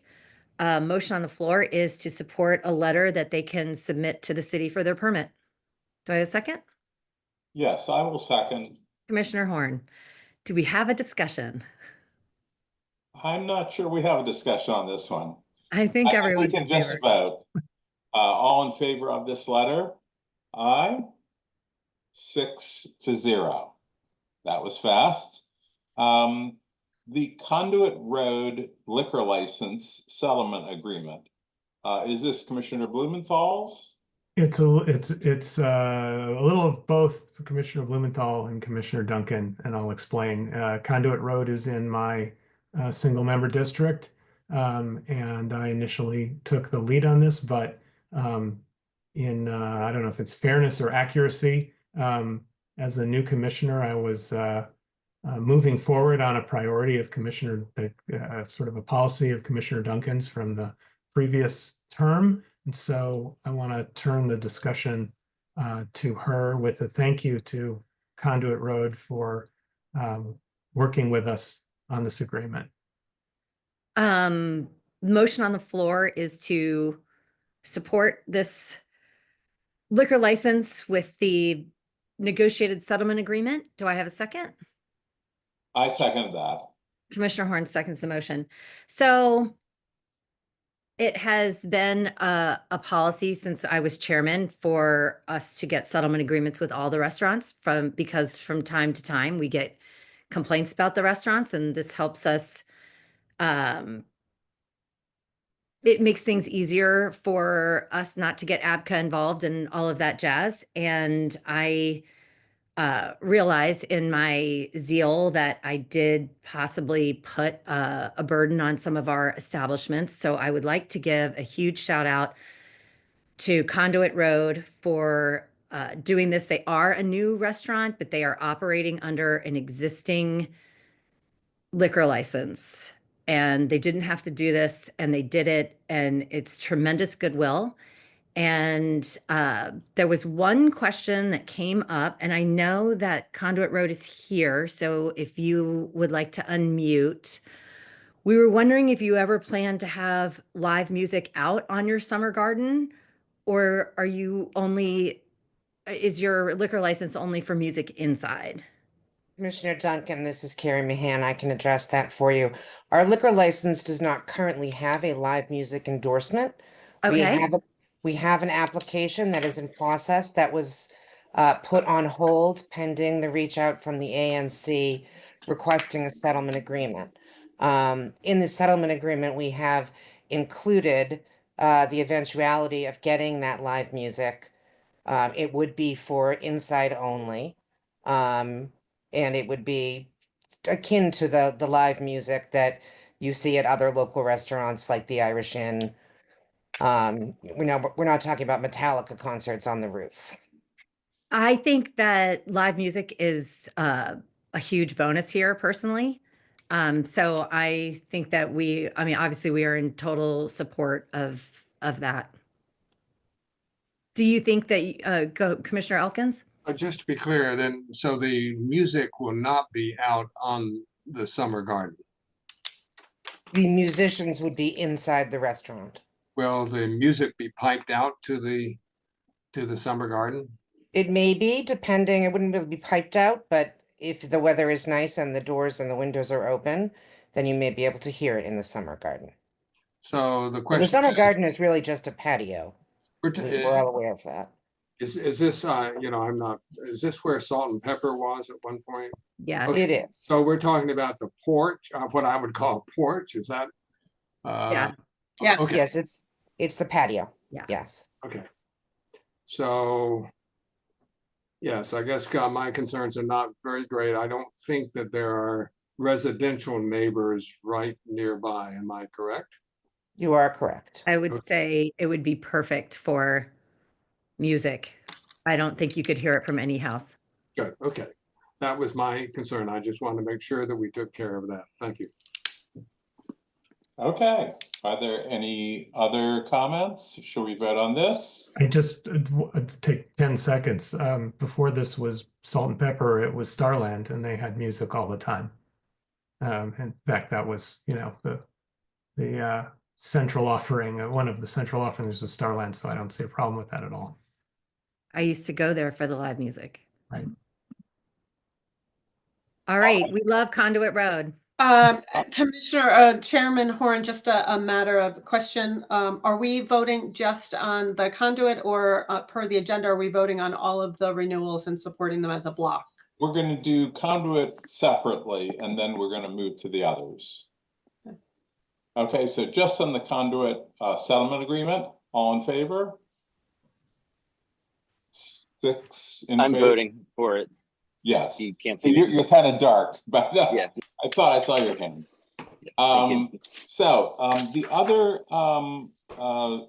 liquor license renewals are Bamboo Bistro Aracosia, Black Salt, Kotobuki, Pizzeria Pizza Paradiso, Sweet Agave, and Wagyu Makoto.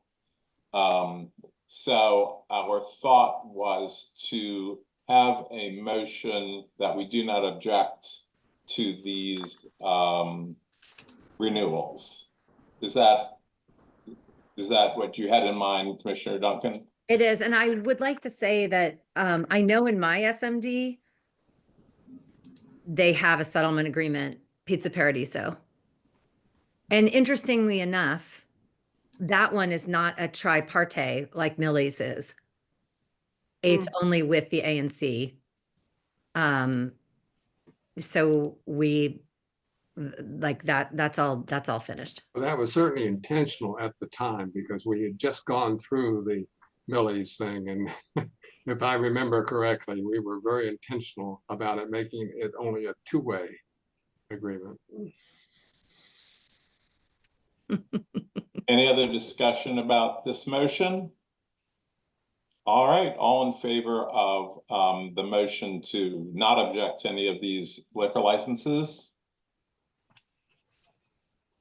6-0. Moving to the Wesley campus plan. Commissioner Duncan, do you want to take that? Motion on the floor is to send in our comments of support to Wesley's campus plan, latest version. Do I have a second? Second, Commissioner Noah. Yes. So I have asked Wesley, and I think there's some neighbors here that we can hear from them if we want. I've asked Wesley not to give us a presentation because we have been hearing from this applicant for 4 years now. I think that we are at the end, but to catch everyone up to speed, and Commissioner Blumenthal hasn't been here for all of this, Wesley Seminary, which is next to American University, used to be within our borders of 3D. Now it is in 3E. So my SMD borders it. So my constituents are right next to the Wesley Seminary. The Wesley Seminary has asked the Zoning Commission to approve a project that is going to be a dormitory that is going to house American University students and Wesley students. And they are going to make money off of this arrangement by ground leasing a portion of their property to Landmark, who is going to build and operate this building. And it started as a campus plan. They went through the PUD. The Zoning Commission said that wasn't quite right. We recently went through a text amendment that basically does a carve out for Wesley to do this. And now that the text amendment has passed, albeit not been published, they are now back to the campus plan, and they have listed a whole bunch of conditions.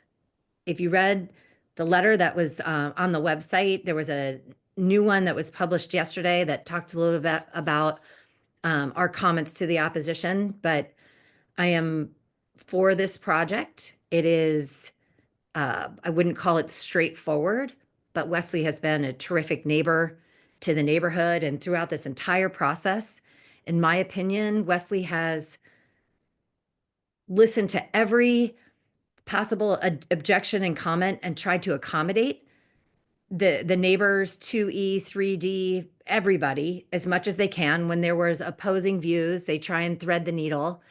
And the hearing is on Monday, so it's part of this vote. I'm going to be testifying on behalf of 3D, and I would like to open it up for questions to the commission. Commissioner Nowak. Just, I know the answer to this, but I'm going to ask for the sake of the record. Are there any new facts and evidence that have not previously been presented to this commission that has voted in favor of this project over and over and over again? Let's see. There has been some discussions about a possible potential traffic light and any new traffic patterns that arise from this.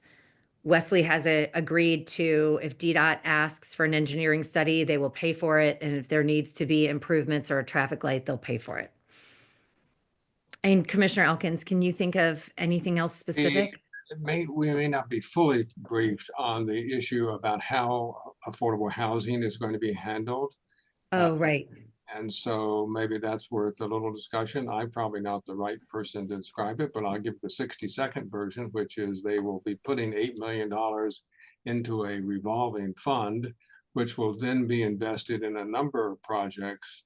And then as loans, low interest loans, which will then be repaid back into the fund. So that's why it's a revolving fund. And as you notice in the letter, it says that this will continue to, well, I've forgotten the phrase, but pay dividends into the years, because it's not just buying affordable housing in one particular building. It is essentially facilitating affordable housing across only Ward 3, limited to Ward 3, but in a way that would be paid back and be loaned back out. And so I personally, although I know little about the technicalities of this, philosophically, I find that that revolving fund is more attractive than finding one developer who's about ready to build a building, and Wesley puts in $8 million and says, we helped buy the affordable housing. It should also be noted with this, it's the fund is called LISC. That's who operates the fund. They came and gave a presentation at the Community Liaison Committee meeting, and they not only help build affordable housing, but they also help keep what they call NOAA buildings, naturally occurring affordable housing.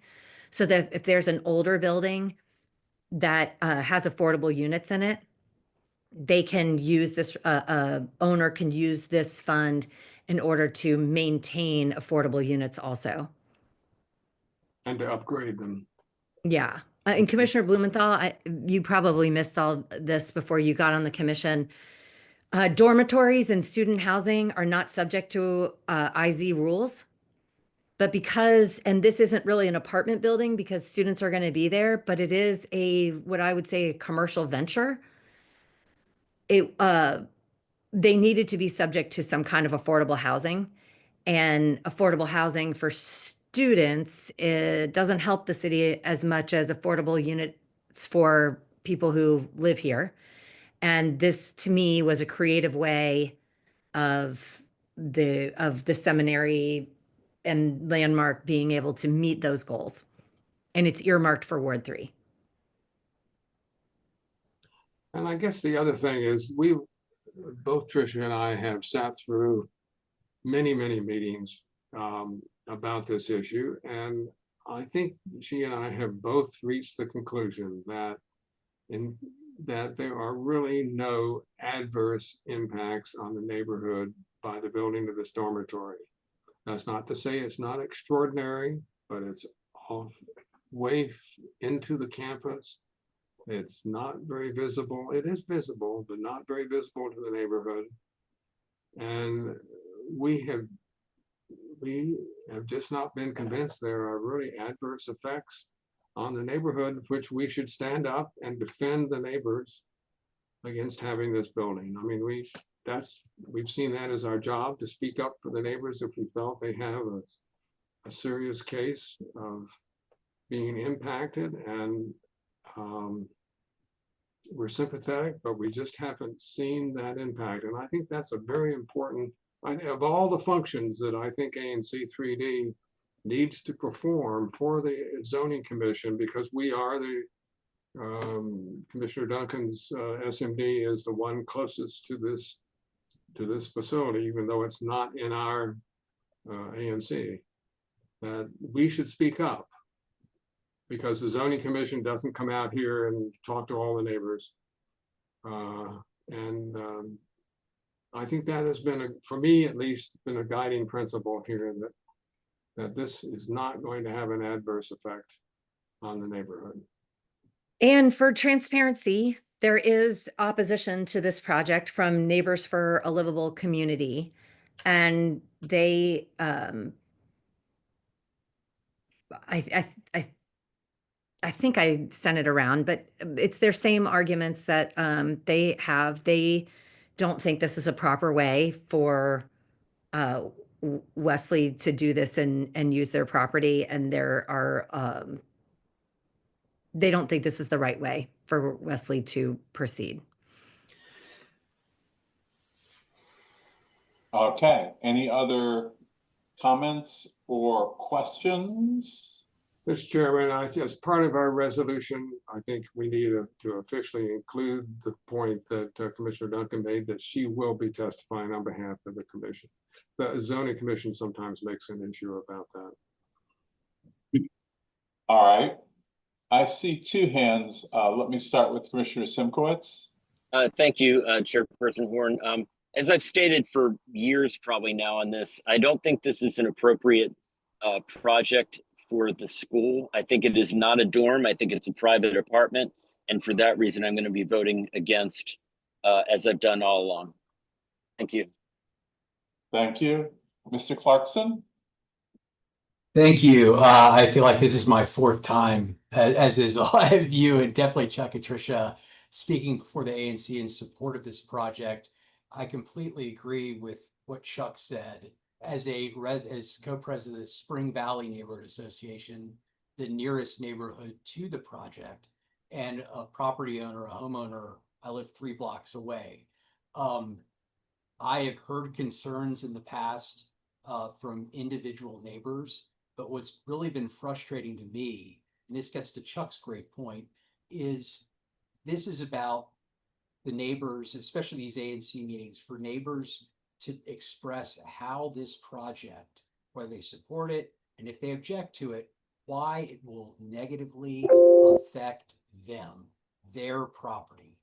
And I haven't heard that. I've begged, you can look at the transcripts from like the last 2 ANC meetings, for the opponents, some of whom are on this call right now, or watching me speak, listening to me speak, to just explain why specifically, what are the objectionable impacts to you and as a property owner on University Avenue or another nearby street to having this project go forward. And on the affordable housing thing, I'll just say this. I think some of the opponents would prefer for this to be another Phillips Park on Foxhall Road, or maybe even McLean Gardens if you could deal with the parking, because there's no parking at McLean Gardens.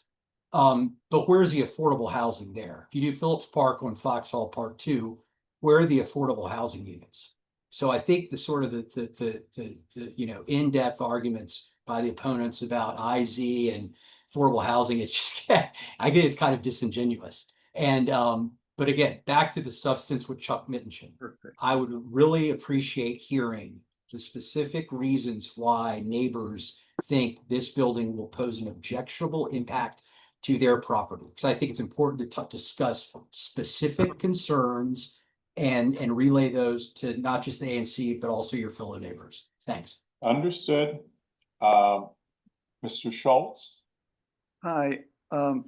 I just have 2 questions, and I guess these could be best answered by Pat Brown. They concern real estate taxes on the 86% of this project that is AU occupied, and also DC franchise taxes on 86% of the income to Landmark, the net income.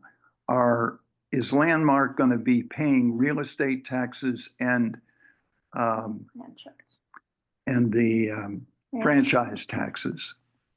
And the answer to both is absolutely yes. And not on 86%, but on 100% of the property that would be the new dorm building. So yes,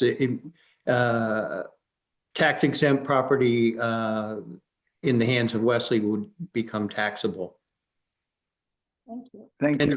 there are probably a handful of other taxes that might be imposed, but real estate and franchise are the substantial ones. Right, thanks. Thank you very much. That's very interesting. Any other comments? Can we vote on this one? That was a great question, Mr. Schultz. Thank you.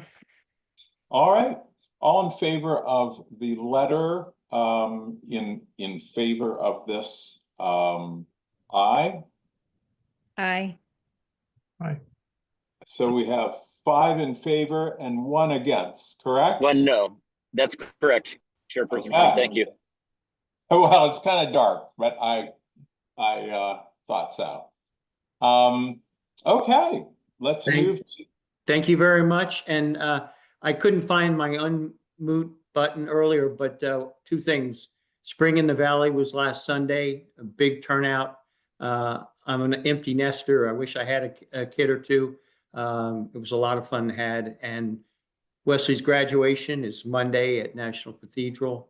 And we'll have to steal David away for the hearing later on. Thank you all. Thank you so much. Let's move to the RFK site usage. There is a proposed letter by Commissioner Elkins. Thank you, Mr. Chairman.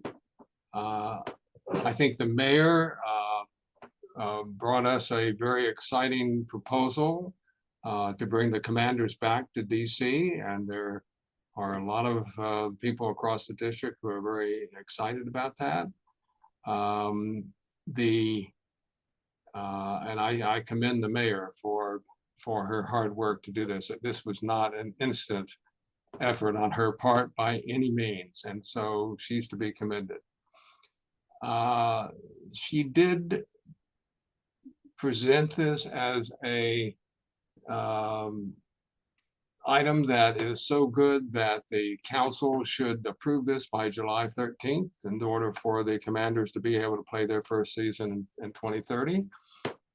Very commendable in many ways, but it puts the squeeze on the council to essentially make a decision at a time when, for reasons that are not the fault of the mayor, she has not been able to present her budget, which normally would have been presented in April. And now here we are going into, maybe it's going to be another week or 2 before we have the budget. And so July is going to be a very busy time for the council in which they make some very difficult decisions, probably one of the more difficult budgets that the council has faced for some years.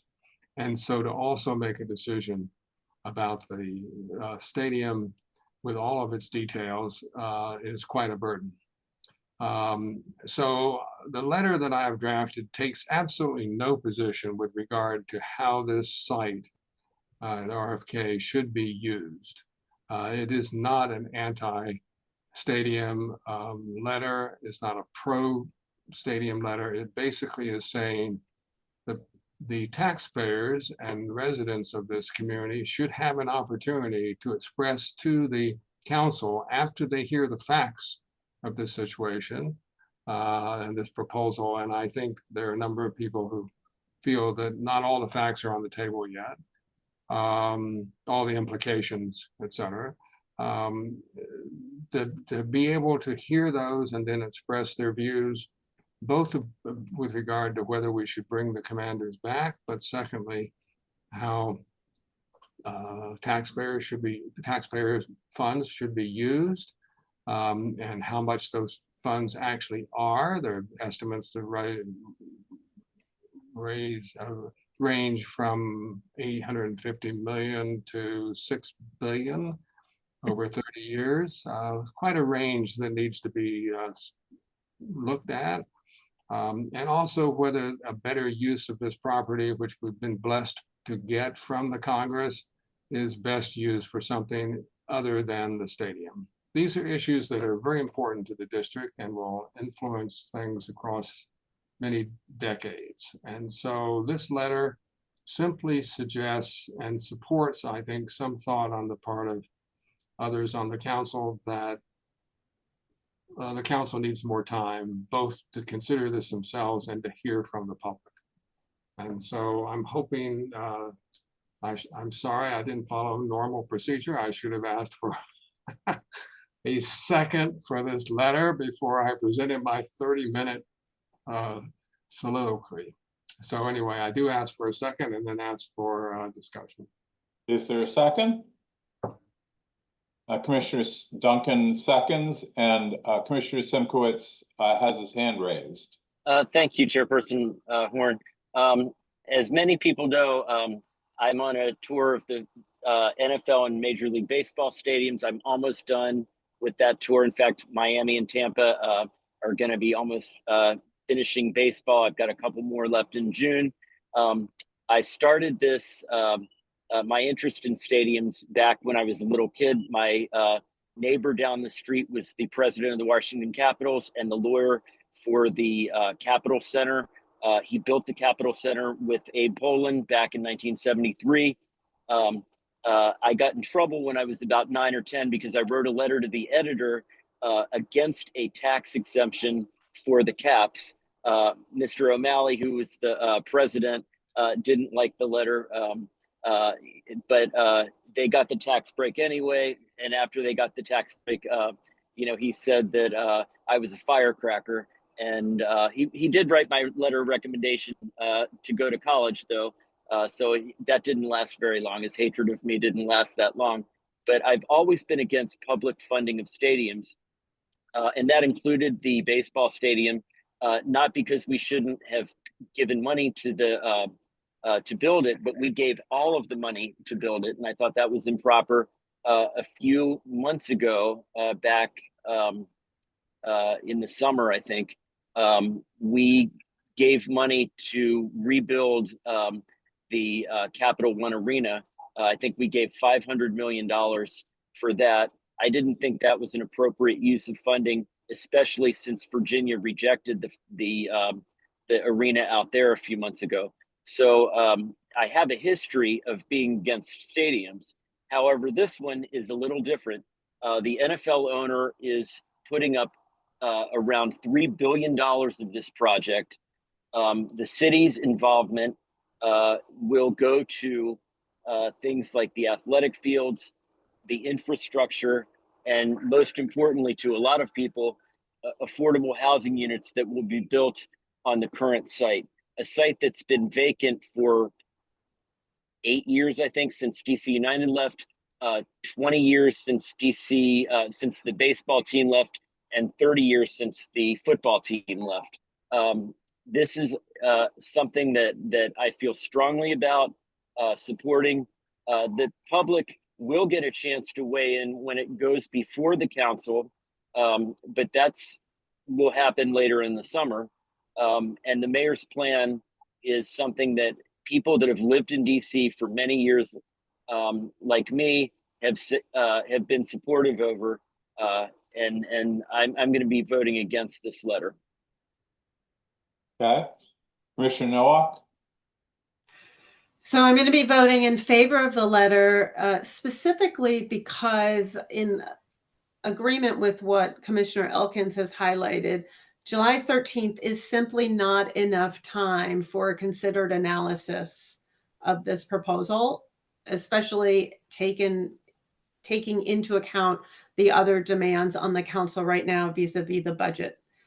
I think that we need to strongly advocate that the council take their time on this. And if that means that the stadium opens in 2031 instead of 2030, then that's a small price to pay.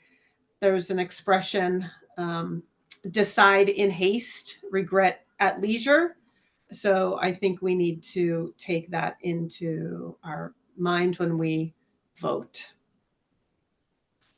Very good. Commissioner Blumenthal. I guess I'm leaning to supporting this. I don't really have any objection to asking for considered, for a careful consideration of the issue by the council that represents us. So I don't see this as, it's as Commissioner Elkins said, it doesn't really take a stand against. Unlike a lot of the issues that we are counted on to weigh in on, this is not something with which, we're we have any firsthand knowledge of the facts or even of the opinions of our neighbors. So I'm, I don't feel like I'm here to represent the views of my neighbors on this because I frankly don't know what they are at this point. I did, we have shared some articles amongst ourselves. I would have, if I were on the council, I would have questions about the deferred property taxes on the parking and some of the other issues when the mayor was presented with the Greater Washington article on DC Politics Hour. I don't know if anybody listened to it this past week. The mayor's response was, "Where'd those numbers come from? I don't respond to questions about made up numbers." She didn't use the phrase fake news, but it came awfully close. And that's not an approach that is winning me over. I'd like to hear that discussion. So that's why I lean in favor. Yes, Commissioner Duncan. So I am leaning towards wanting this stadium. It could be mostly emotional. I think the deal probably could be better. What I like about this letter is that it doesn't really say one way or the other which way we're leaning. You did a great job, Commissioner Elkins, on praising the mayor for this, but let's dive deep into it. I'm with Marilyn. This is a big opportunity for the city. And I just, I read the Greater Washington and I questioned some of their numbers, but I could have probably responded to them. I don't know. I'm going to be voting for this letter because I think for something of this magnitude, we should find out exactly where the money's coming from. I went to try and find the 30-page term sheet online by Googling it. And it's like someone has sequestered the link to it because it took me a while to find it. So I'm going to be supporting this. I likely want to support the letter. I will say that these types of letters, are we also CCing Matt? I think we probably should CC. I thought it was Councilmember addressed to each Friedman? council member that he would just be one of the council recipients. Oh, okay. Yeah, that would be great. I'm just looking at the one that says the chairman. These things do matter for them because if they're leaning this way to get a letter from some ANC saying, hey, we think you're on the right track of studying this thing a little bit closer, I think it helps. Okay. I actually have a question. Are we copying the mayor's office on this letter, or is it, I mean, obviously it's addressed to the council, but will the mayor get a copy as well so that she and her staff see what our request is? Let me address who is going to, because I made some last minute changes. I think these are good comments. Yes, I think the mayor should definitely receive at least a copy of this. It's not really directed at her, I suppose, but well, maybe it is. I mean, maybe because we're asking her to give an extension. So I would be open to addressing it to the mayor as well. Secondly, I think it should be addressed not only to the chairman, but also to all the members of the council. At one point, I was going to have individual letters go to each of the members of the council, and I thought Catherine could better spend her time doing something else besides doing that. So I changed the letter at the last minute and make it just one letter. But unless there's an objection, we will, I think maybe go on and address it to Mendelson as chair, all the members of the council, and to the mayor. We're not taking sides here. We're asking for a process. And we're also, in a way, saying to the council, don't make this decision until the analysis is out on the table and you heard from the public, because I think, and we haven't heard from our constituents, we may at some point want to weigh in based on what our constituents are telling us. We have no idea. And to ask them right now, I thought about this, we could ask them right now, but they don't have the data in front of them. They don't have the response to the Greater Washington arguments that it's 6 billion instead of 1 billion. Commissioner Elkins, will this letter then be sent to Chairman Mendelson with a CC to all commissioners and the mayor, or is there another address structure you're thinking of? I would say let's restructure who it's to. Up at the top, before it gets to dear whatever, it should be the chairman, all members of members of the council. We don't have to name them individually, and to the mayor. And then when you send it out in email, you would send it individually to each of the council members, to the chairman, and to the mayor. That would be my proposal. That sounds good. We should probably list the mayor first if we're going to be formal about it. Okay, I have no problem with that. Okay. Some of us think the chairman of the council is senior, but I think the mayor does not think that. I'm willing to go with that. Okay, let's call the question, and all in favor of sending this letter, aye. That's 5. All opposed? 1, me, no. Yes. So it's 5 to 1. Very good. Let's move to commission business.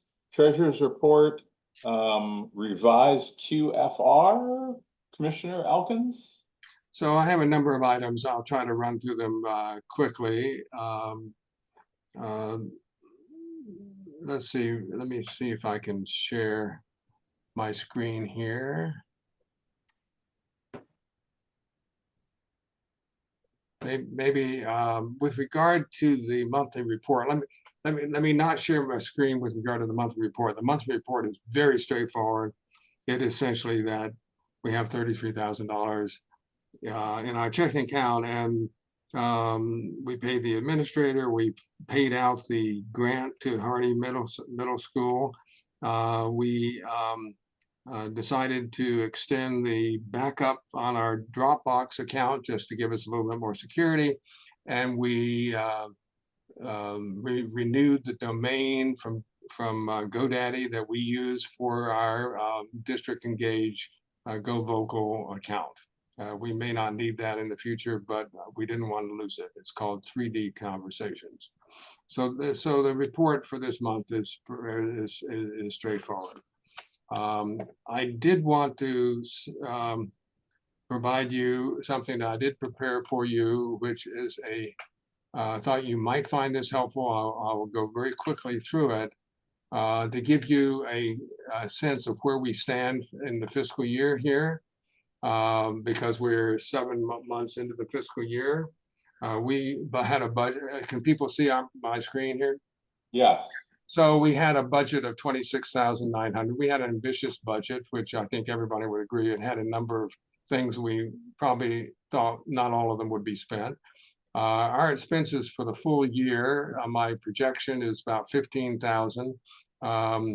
The revenue from OANC for the fiscal year is almost $18,000. So we're doing quite well. We'll probably have a surplus for the year. The bank balances as of the end of April are $33,000 in the checking and $45,000 in the saving, for a total of $78,000. So you may think this is a large number. There were times when I joined the commission, which was many, many years ago, I don't know, 9 years ago, that we were almost broke. So there's been a very good effort over the years for us to be careful with our money. So I give the expenditures here to date. That it's on the website, so you can look at this. So I want to just focus on projected expenses. I would think we'll probably be spending about $3,000 more to help Catherine do her work for us, and $400 to do the transcripts. We did give a grant, approve a grant to Palisades Library. They have not yet asked for the money, but we anticipate that they will. So that's $2,600. So this is how I came up with the $15,000. There are a few other items that people are considering that we might spend for the year. The Transportation Committee is looking at a few things, but they have not yet asked for the money. So I won't assume that they're going to ask, but if they do, there is money in the budget for that. So that is the situation for this fiscal year, and I think I can say that we're in good shape. Do I have any questions? I don't mean to prepare this for you every month, but I thought halfway through the year it might be helpful. Next, we have a procedural matter that we need to take up. Let's see if I can bring that up. Probably not. Catherine, do you have that document easily available? Is the one that we need to vote on the fiscal year 24? Yes, happy to bring it up now. If you would. So this is a case where, let me say, first of all, it is simply a paperwork issue that ANC has asked us to reapprove and re-sign the quarterly report, which we approved back in August. This is a, if you screen through it, let's see, if you see it's just normal, our normal expenditures. We ended up not doing the paperwork quite right, and then we tried to correct it, but the whole problem is we changed our officers, and so therefore the signatures didn't count, and so now they're asking us just to clean up the paperwork and get the signatures with our current officers.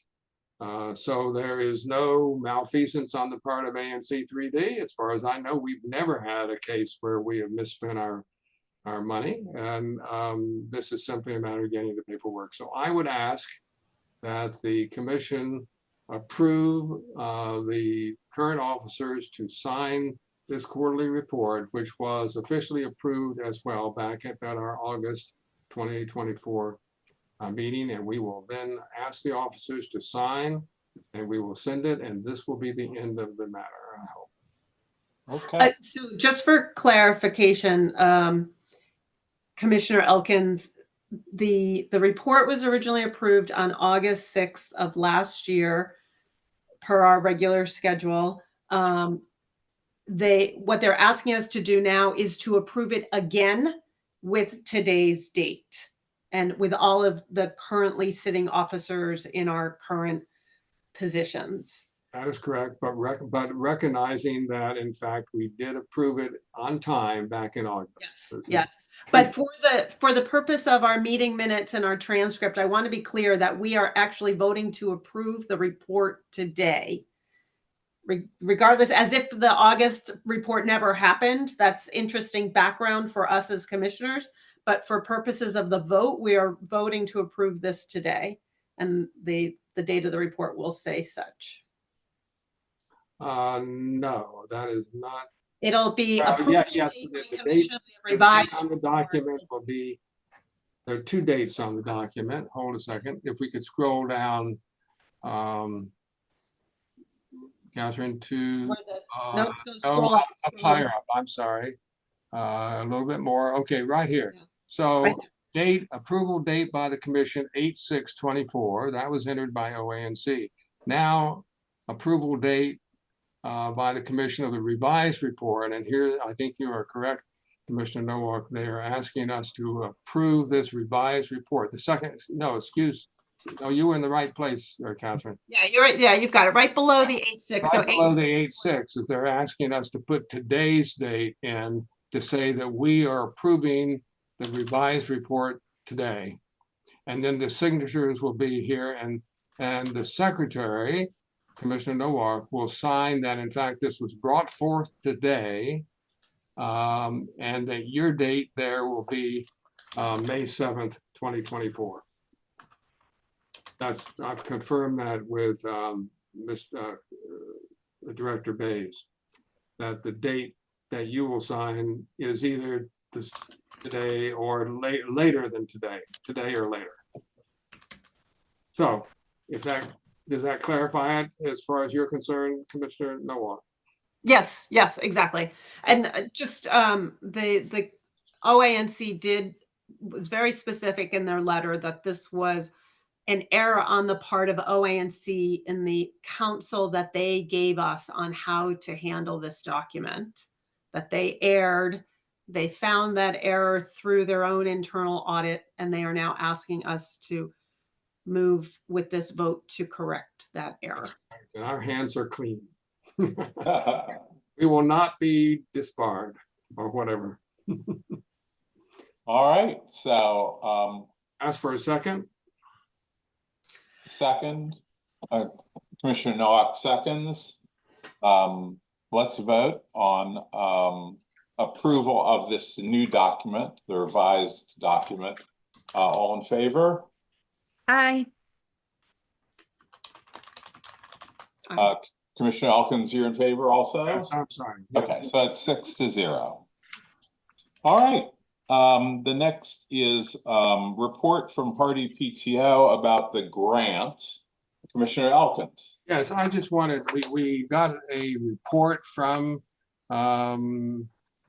Hardy Middle School about how they spent our money, and I thought it was worth bringing that forward to make sure the whole commission and the public had knowledge of that. They had, we were paying for both a spelling bee and math counts, a math competition. 14 Hardy students participated in the math competition.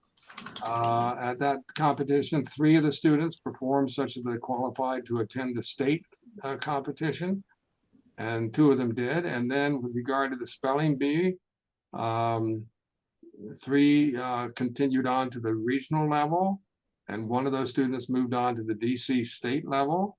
And so this is, I think, has been important to our students, and we helped make it happen. And so I think we should congratulate Hardy School and congratulate ourselves for the wisdom to have approved their grant. Very good. Thank you for the opportunity to report on that. And I would say just, we also gave a grant, approved a grant to the Palisades Library, Friends of the Library, and they are still waiting. This is for furniture, so they could provide an outside area. That grant is valid, but they have not yet asked for the money because they haven't gotten approval from DCPS. But when they do, I will issue the check. And then we can go all sit on the furniture, and that will be the report. Okay, let's move on to the approval of the minutes for the April meeting. Commissioner Noah. Commissioners, you were forwarded earlier this month, late April, a copy of the minutes from April. I did not hear any feedback on those and therefore would request your approval of the minutes as presented for the April meeting. Any questions, comments, concerns that haven't made their way to me already? Seeing none, let's vote to approve the minutes. All in favor? 6-0. Commissioner Elkins, I skipped over the reimbursements.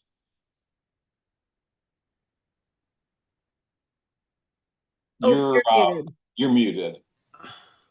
Okay, now am I, can you hear me? Yes. Yes. Okay. Yes. See if I have my reimbursements here. No, of course I don't. I can read them. I have it up on the screen. It's three reimbursements that the Commissioner Elkins purchased on behalf of the commission.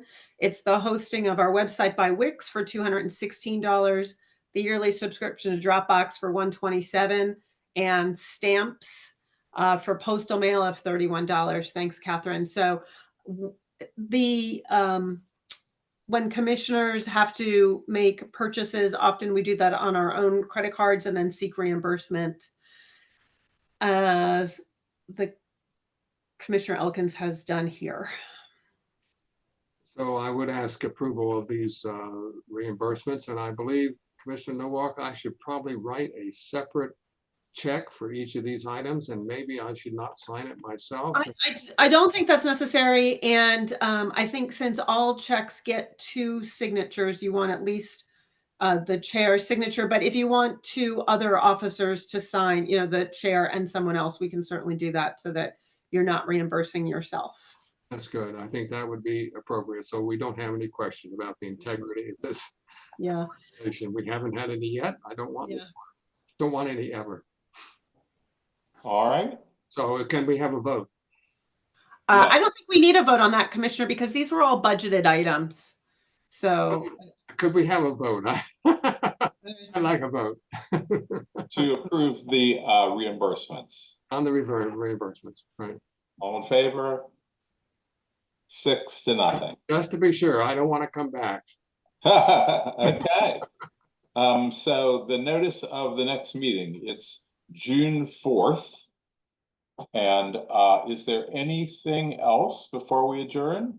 I would like to announce the next Transportation Committee meeting is Tuesday, May 20th at 1 p.m. And we are going to be trying to, for the next 3 or 4 months, having the Transportation Committee meeting on the same day at the same time every month. And we're going to see how that goes. So Tuesday, the Tuesday before our meetings, like 8 days before, we're going to try and meet then. I thought it was 2 weeks. 2 weeks, sorry, 2 weeks, weeks. 2 weeks. So this would be May 20th. And then 2 weeks later, we'd have 2 weeks in a day, we'd have the ANC meeting on June 4th. Very good. I mentioned, Mr. Chairman, I will not be here for the June meeting. I will be on an airplane, and I mentioned that only, well, so you can enjoy the meeting without me, but more that you have to worry about your quorum. All right. Quorum is getting more difficult because we have one absent ANC commissioner who refuses to come to meetings. But counts, unfortunately. All right. Is there anything else? Okay, we are adjourned at 9:23 p.m. Not bad, not bad. Yeah, we're getting there. All right. Thank you everyone for coming. Good night.